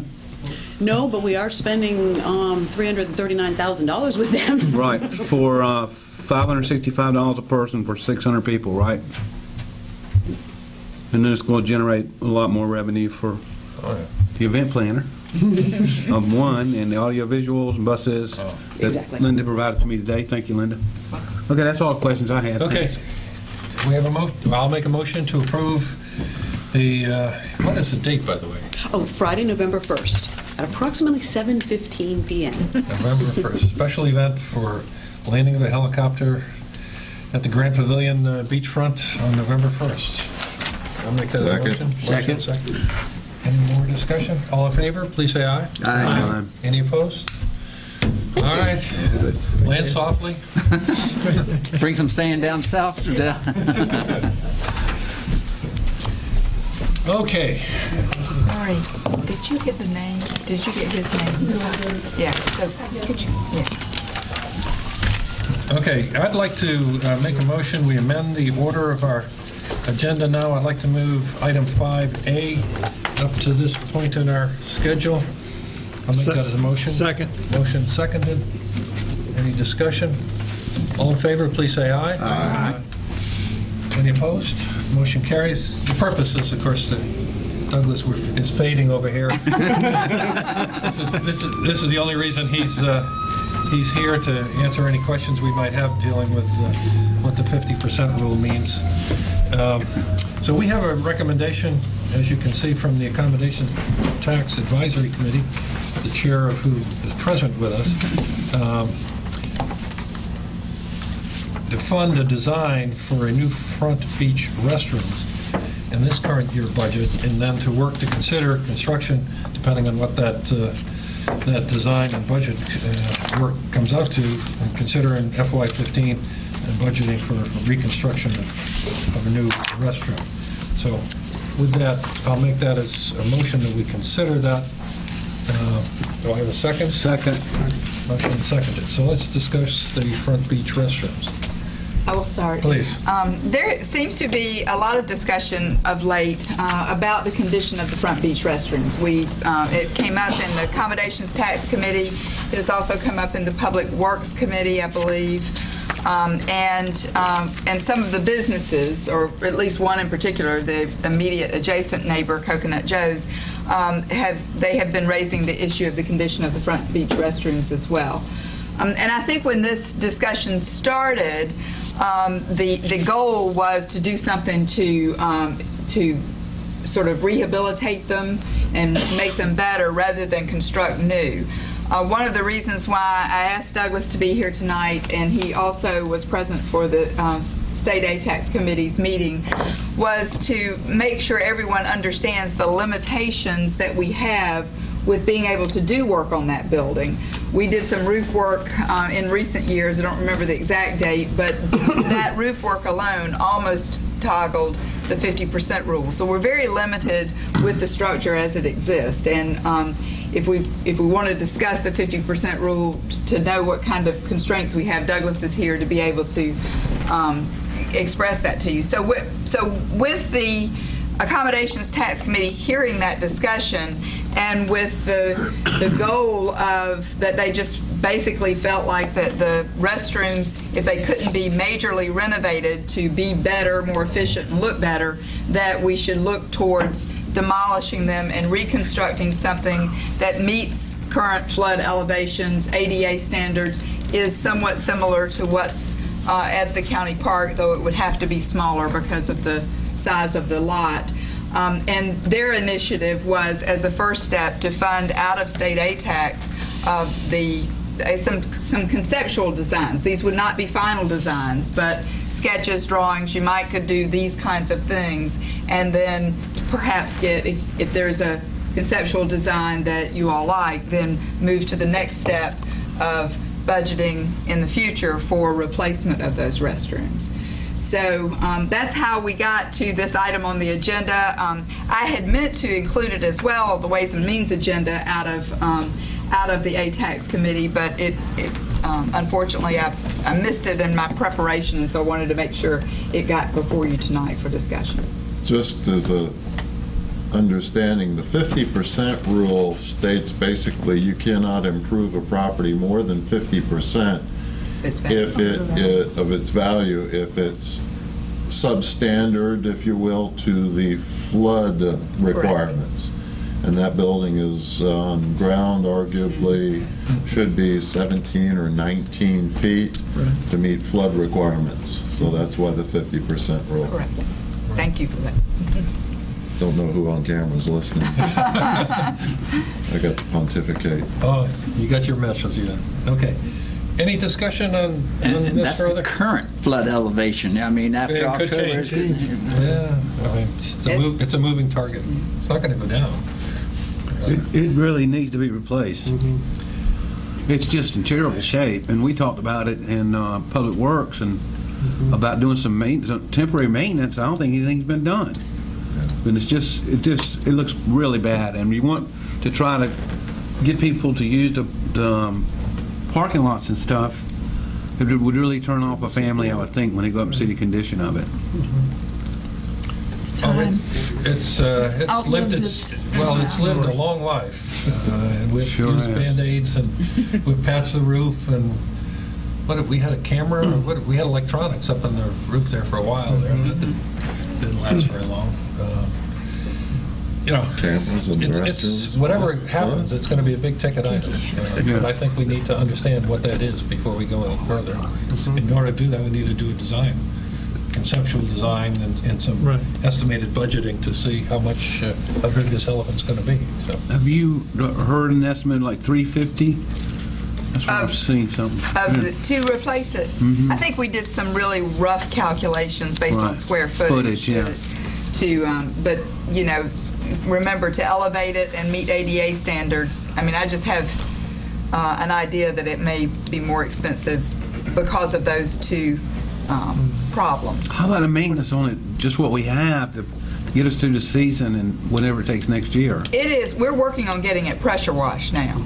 We've had a hard time finding someone who can do both the pressure washing and the disinfectant. Many of the pressure washing companies only do pressure washing, but I think we found a vendor today that we've been working on that since. Because didn't we come in under budget on the maintenance of that building last year? Yes. You know? So is there, we have a motion and a second. Any further discussion? The only question I had is one thing we had brought up previously in our public works discussion is meeting some of those ADA issues and whether there need to be an elevator or whether we need to have, and is putting a ground level family bathroom or a ground level ADA bathroom with a flood panel type situation where we have like similar to the rec center to eliminate that need for, because I know what Joe, Coconut Joe's paid for his elevator, and that's a lot of money. We're not doing an elevator. But we ought to, whoever we task, needs to be creative to make sure. We have very limited space, and we need to maximize the space, both the vertical as well as the horizontal. So, yeah, good. All right, all in favor of the motion, please say aye. Aye. Any opposed? All right, we'll get a fresh look at a new bathroom before the day's done. Good night, Douglas. Thank you, Doug. He runs. Let's see if we can move quickly through our committee reports. I will now report on the Ways and Means Committee. We met Tuesday, the 20th at 5:45. Everybody was present. Revenues for our treasurer reported the revenues for July that we typically receive really get attributed to the prior year for June, so there was very little revenue. Our expenses came in at 6% of our budget against a target of 8% of our budget, so that was well in hand, and our cash on hand is still approximately $3 million, which represents 33% of our general fund expenditures. If you may recall, we have a goal of keeping it at 30%. We looked at our tourism schedules, and our municipal accommodations tax ended FY13 at 5% ahead of prior years. Our hospitality tax had a strong July, and we wound up 1% ahead of the prior years, and no taxpayers are delinquent. Charleston County accommodation tax pass-through was received, and again, the county was 5%, and the funds we received from the county was 5% ahead of the funds we received in FY12. And we have not yet received the final quarter from the state, but that will be coming through momentarily. We've been dealing with that for days now. That's a struggle. Nothing significant in our schedules, in our project schedules. We did receive a preliminary, revised preliminary unaudited statement of our FY13 year-end statement dated 8/20. That shows that we will have about a little north of $700,000 from FY13 funds to decide how to dispose of those, not dispose of, excuse me, how to position those funds, whether they be maintained in the general fund and capital projects or some of our other special needs initiatives. So that will be discussed, I suspect, next month when we get more information from our treasurer and our auditors who are in-house right now. We had a report on the sale of some surplus equipment. Bids were taken, and the high bidder in both cases for jet skis and the Ford Explorer was accepted. We moved into a discussion of updating on home occupation, where we discussed the 78 home occupation licenses that are on the island, which generates $16,000 worth of income. There was a lot of discussion, but no action taken. We proceeded on to make a recommendation, follow the recommendations of the Public Safety Committee. That was to award a contract. I'll make a motion now to award a contract for Motorola Solutions, the amount of $11,020.17 for the 24/7 service and support for our dispatch center for the FY14. That's in line with our budget. Second. Motion and seconded. Any discussion? All in favor, please say aye. Aye. Any opposed? All right, motion carries. Thank you. I'll move on to award of a contract to Vic Bailey Ford in the amount of $52,168 for four-wheel drive police vehicles, and again, at the state contracted price, again, included in our FY14 budget. Second. Motion and seconded. Any discussion? All in favor, please say aye. Aye. Aye. Any opposed? None heard. Motion carries. I'll make the note here that the City Council will be having a special meeting with our consolidated dispatch tomorrow, actually at the dispatch center out near Ladson, to review the consolidated 9/11 center, to understand how it's going to work within the city as we convert to that effective the 1st of October. I think we need to know, we need to communicate to the citizens, and to understand more fully how the dispatch center is going to work. So that'll be taking place tomorrow. Anybody who's interested in coming, you can join us at 10 o'clock tomorrow at the dispatch center. We'll have our next meeting on Tuesday, the 17th, at 5:45, on September the 17th. So, any questions? Jimmy? I know it's preliminary. I was listening carefully about the $730,000, as you know I would listen very closely. I know it's preliminary, but I'd like to, we were over the budget $300,000 for the marina work last year, correct? That's correct. On We the took it dredge. out of ATAX. Would have to double check. We took it out of state ATAX. That's correct. We did. And I'd like to take that $300,000 and pay back state ATAX if it turns out to be $730,000, and consider the rest of it to be split between the disaster preparedness fund and capital projects. Just something to think about for next month. Okay, we'll take that under advisement and consider it. Okay. Let's move on to Public Safety Committee report, please. Thank you, Mayor. Public Safety Committee met Monday, August 5th.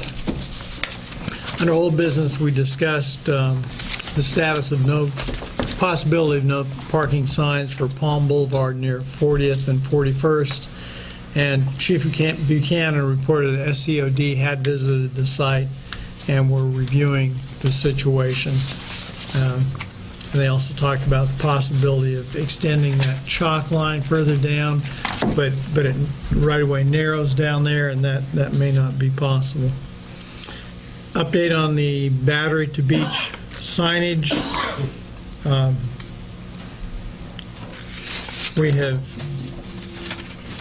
The mayor was going to contact Tom Bradford of Charleston Moves to get more information about the signs as far as how far they have to be and all, what they're going to look like, and what the other local governments are doing. So we're waiting to get that information back.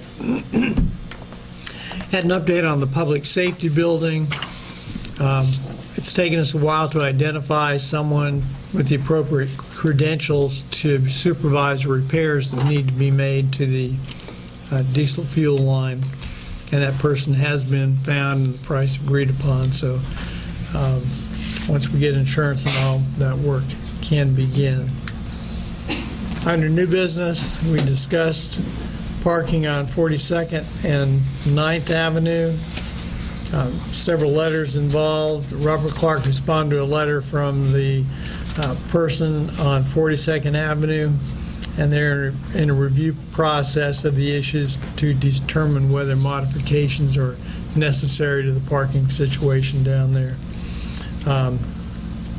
Only recently, no parking here at corner signs were installed in that area, so that is some relief.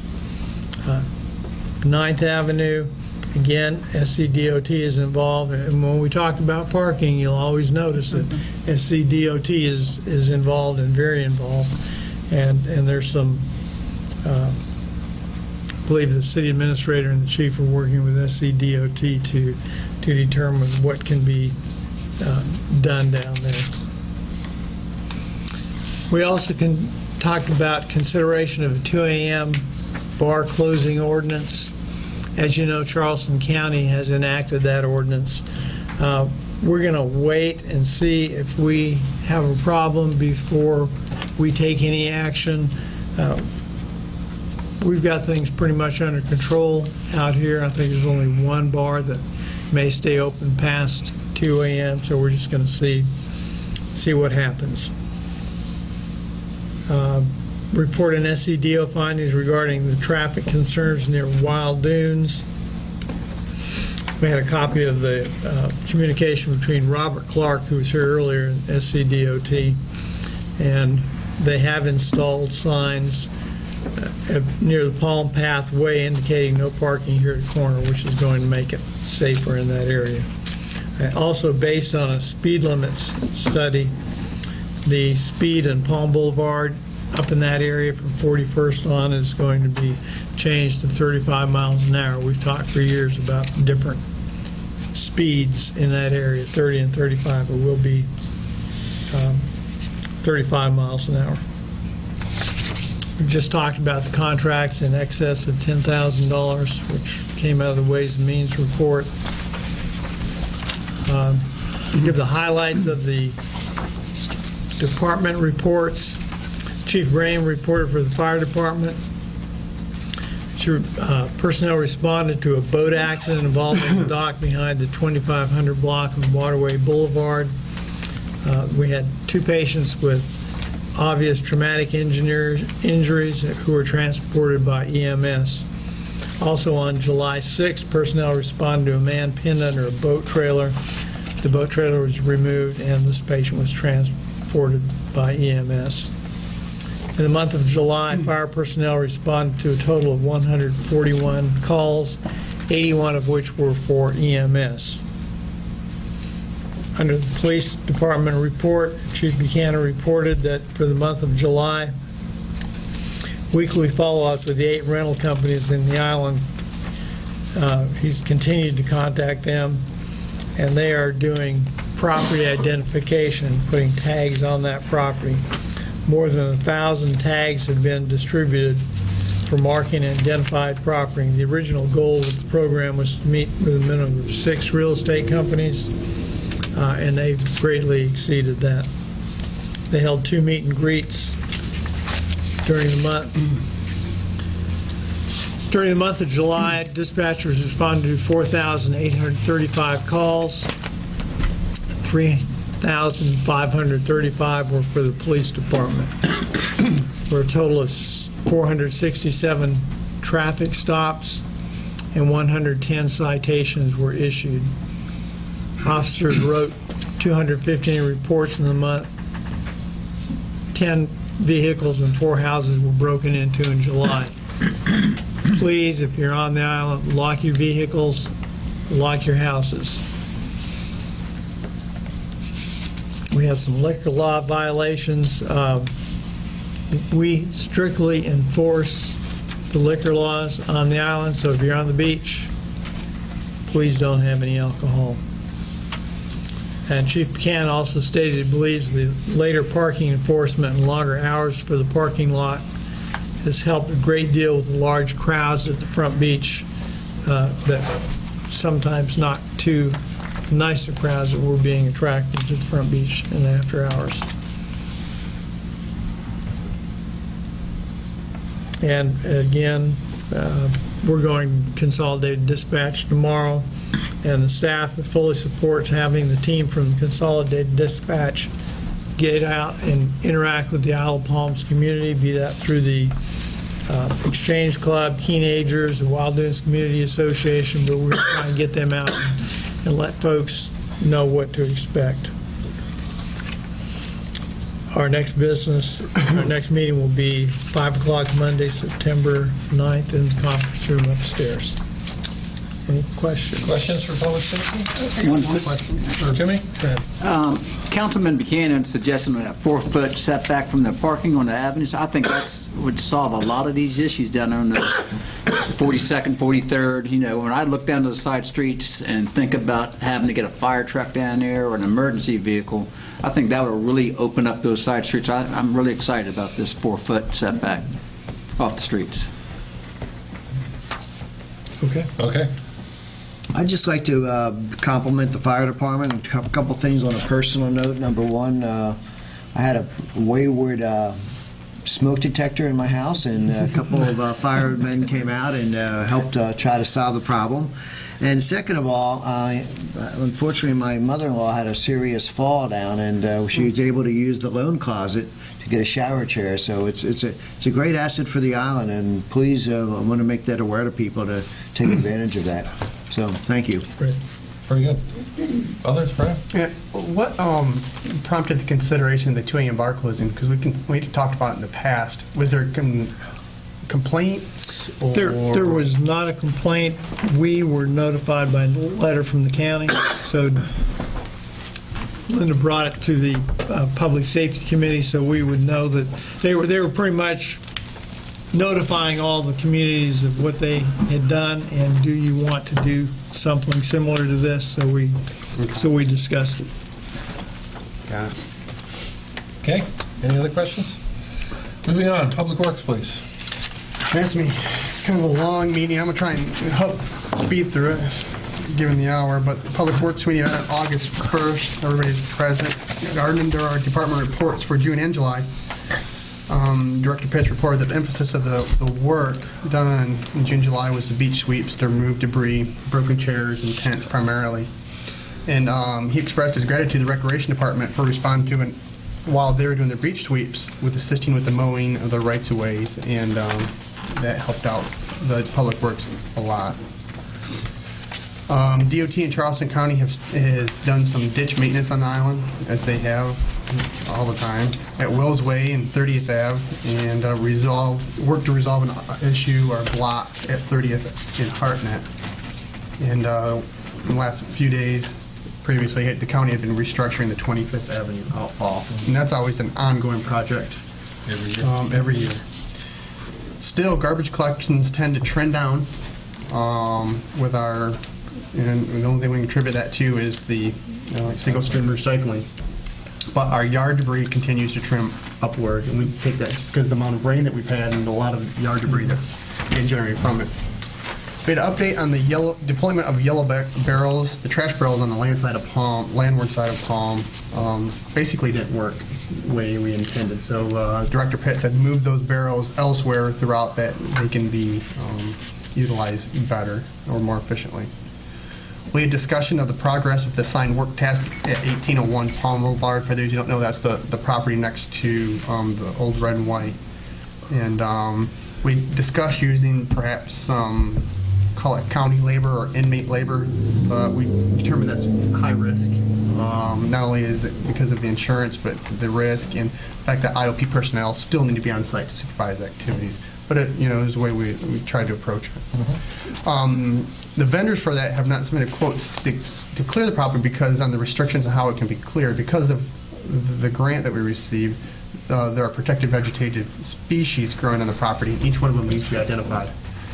We learned about a consultant who will walk the lot and identify those species, and then the scope of work can be written for those vendors to go through and clear those lots effectively.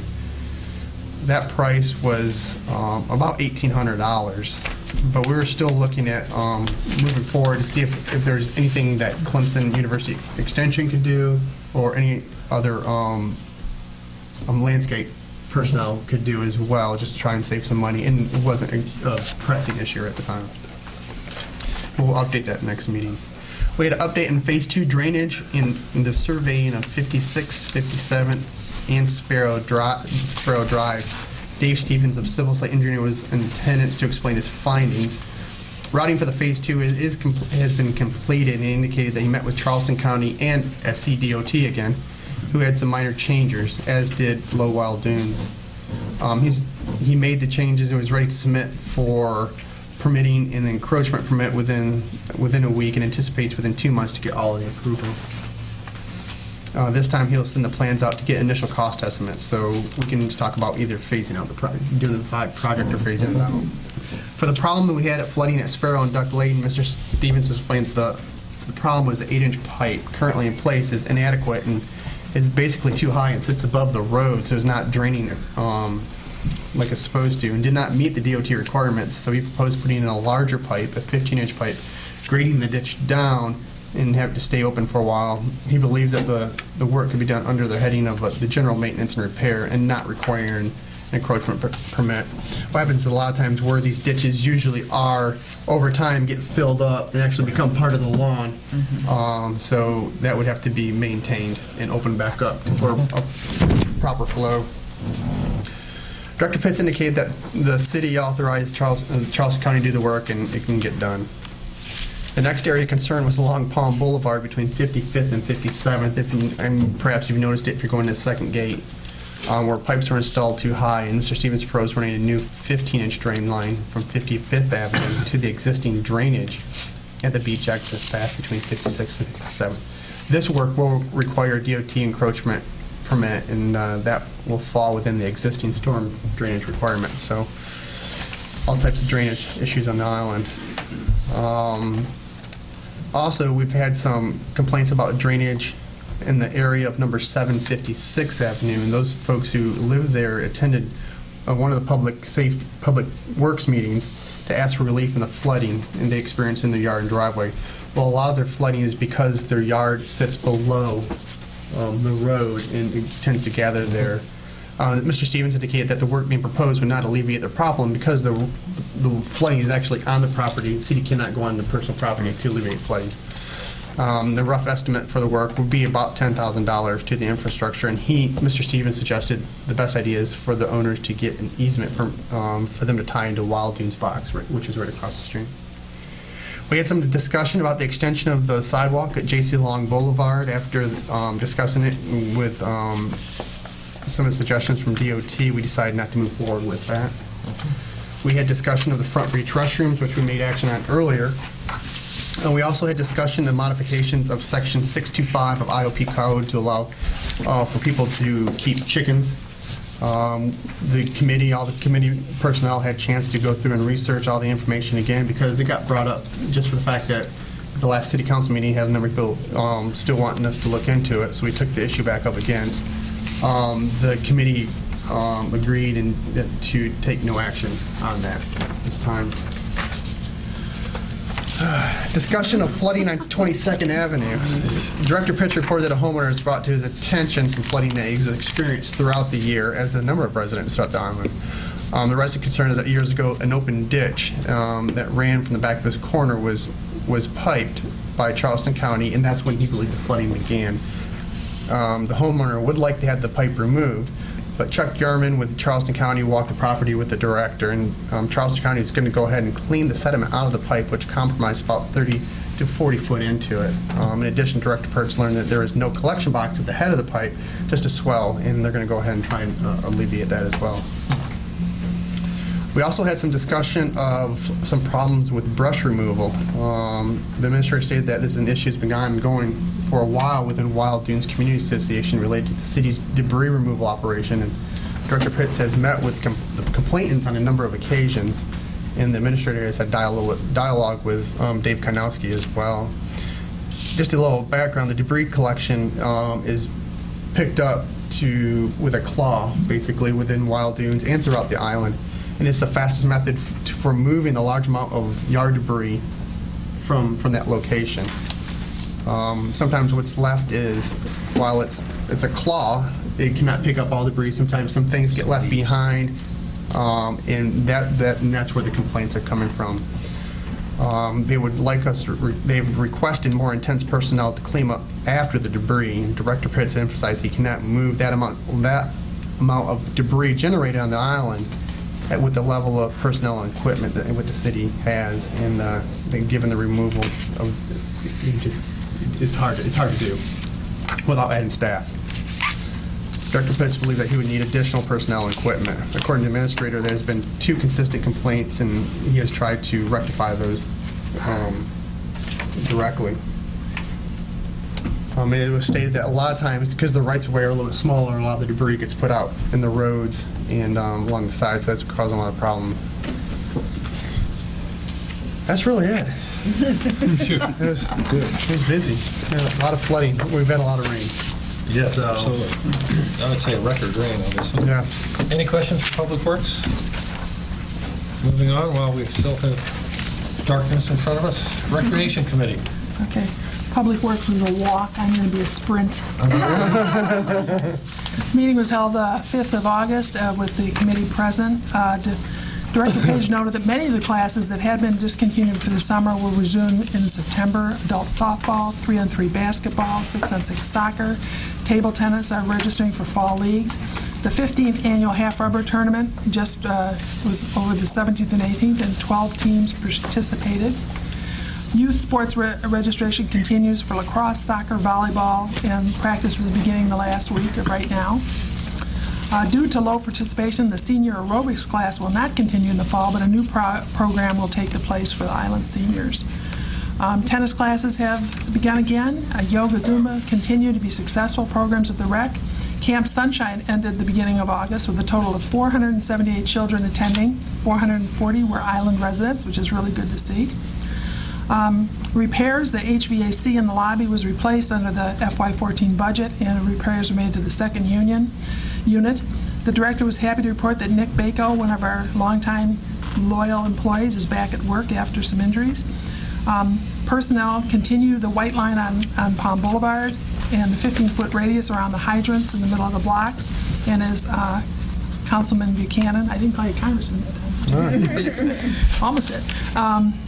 The rec department assisted Public Works in mowing the rights-of-ways the month of July. In the month of July, the department generated 3 hours of overtime, and the building was open 349 hours. Our next meeting will be September 9th, 4 p.m. in the conference room upstairs. All right, we're building to a crescendo. Personnel Committee, please. Personnel Committee. Personnel Committee met on May 7th. Approved the minutes of May 7th meeting, and the special meeting on July 22nd was submitted. Councilmember Patelli seconded, and the motion passed. There was no citizens' comments. There was no old business. Commendation for the fire department. Fire Chief Ann Graham read into the minutes the circumstances of June 30th, 2013 that led to the commendation being awarded today. A copy of her comments is attached to the historical record of the meeting. She further explained the recognition for their action is being made at the Personnel Committee today because today is the last day of IOP employment of one of the recipients. Nice way to lose it. Said recipient. The fire department personnel were recognized to receive a standing ovation from the members of the committee and fellow fighters who were present. Captain Roger Eagle, firefighters Dana McLaughlin, Tyler Richardson, engineers Dana Burnett, Chris Puckhaber, Trevor Spielman, Chris Fassis, I hope I'm pronouncing these names right, Fassis, and paramedic Greg Samuelson were awarded a meritorious team commendation for their actions. And additionally, Dana McLaughlin and Tyler Richardson were awarded meritorious acts of valor plaques for their actions. Councilman Stone thanked not only the personnel who were recognized at this meeting, but all the fire personnel who were present at the job, and they do to protect the residents and the visitors of the island. Then there came a discussion on staffing. Assistant Zubin explained that the subject was initially discussed at the Public Safety Committee and that Chief Graham had been urged to make a presentation to the Personnel Committee begin the process to effect changes. Chief Graham recalled that when the presentation was made on a quick response vehicle, she had pointed out that the shift for the Isle of Palms is made up of 9 personnel, 4 out of Station 2 and 5 at Station 1. The chief reported that the strain placed on the personnel at Station 2 who are required to multitask more than Station 1 personnel, and the level of multitasking has led to the sense that personnel are less safe than those in Station 1. Personnel at larger departments like the City of Charleston, North Charleston, West Ashley are highly specialized in their job responsibilities, i.e. hazmat, firefighter, water rescue, EMT, etc. The Isle of Palms personnel have to serve whatever capacity the occasion requires. According to the NFPA standards, the IOP Fire Department is understaffed, but Chief Graham does not believe that the staffing at those maximum levels would improve the safety of the island's residents or visitors. The chief stated that she would like to see 3 additional firefighters, 1 per shift, to be hired for Station 2. In her opinion, that addition would take much of the strain off Station 2. Councilman Stone noted that the residents of the island get an insurance rate reduction based on the fire department's ISO rating. He asked if adding a personnel would improve the island's ISO rating. He indicated the residents would favorably view an additional personnel cost if they would see their insurance rates decreased as a result. Chief Graham said that she does not see this happening based on increasing in personnel. The city's current rating is 3 on a scale of 1 to 10, with 1 being the best. According to national standards, 15 personnel should respond to a J.C. Long type structure fire. Isle of Palms Fire responds with 9. With the elevated houses on the island, there is an excessive overhead hazard, increases the number of firefighters expected to respond. Chief Graham stated that we have some exceptional personnel which we are losing at a very rapid rate. She indicated that one reason the department is not keeping personnel is the safety factor, and as the surrounding departments become more and more safe, ILP personnel are being drawn away. The second issue is that's causing the fire department to seek employment elsewhere is the fact that the city's pay scale is not up to with the surrounding local government, and where in the past the city could attach personnel from other local departments. Those local departments are now recruiting our trained personnel at higher wages. Captain Jason Smith reported the city's entry-level pay for a firefighter today is the same as an hourly wage for a firefighter that was hired 18 months ago and has 7 years of field experience. Chief Graham noted that in many cases the merit increase may not be equal to the increase in the cost of living. The fiscal impact of adding 3 firefighters, 1 per shift, for Station 2 would be $122,000, including benefits, and an additional $9,000 for the for the year for the total of $131,000. Assistant Zubin summarized the discussion by stating that the fire department has presented 2 issues to the committee. They are the need for 1 additional firefighter per shift for Station 2 and the need for wage equality with neighboring municipalities. They will therefore be coming before the committee in the future months with specific requests. Next, we have the winners of the safety sweepstakes winners. The recreation is Carrie Farrell. The police department is Sharon Baldrick. Public Works is Russell Roper, and fire department Stephen Goodwin. Our next meeting will be at 9 a.m. Thursday, September 5th, and in the conference room. Okay. Any questions for personnel? Quick question. Jimmy? Clarification, none of our firemen, beyond 3 years? Is that the way I read this? The benchmark? At the moment, the city does not have a firefighter that has hit the 3-year benchmark? That has stayed with the city for 3 years. At a firefighter level, correct? At a firefighter level.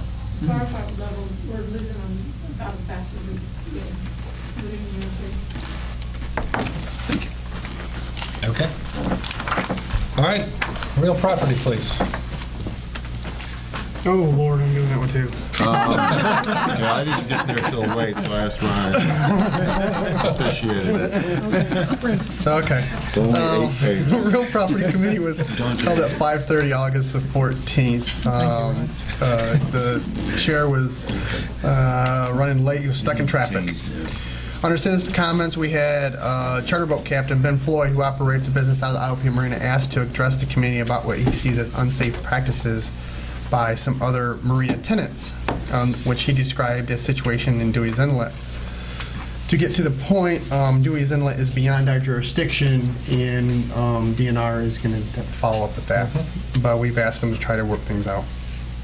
Under old business, we had status of tidal wave water sports dock replacement. The administrator stated that there was also under a citizen comment, Philip Smith spoke up to speak to the committee about the improvements of the dock. If you don't know, he is the resident that lives adjacent to the marina and would be most impacted by the new dock.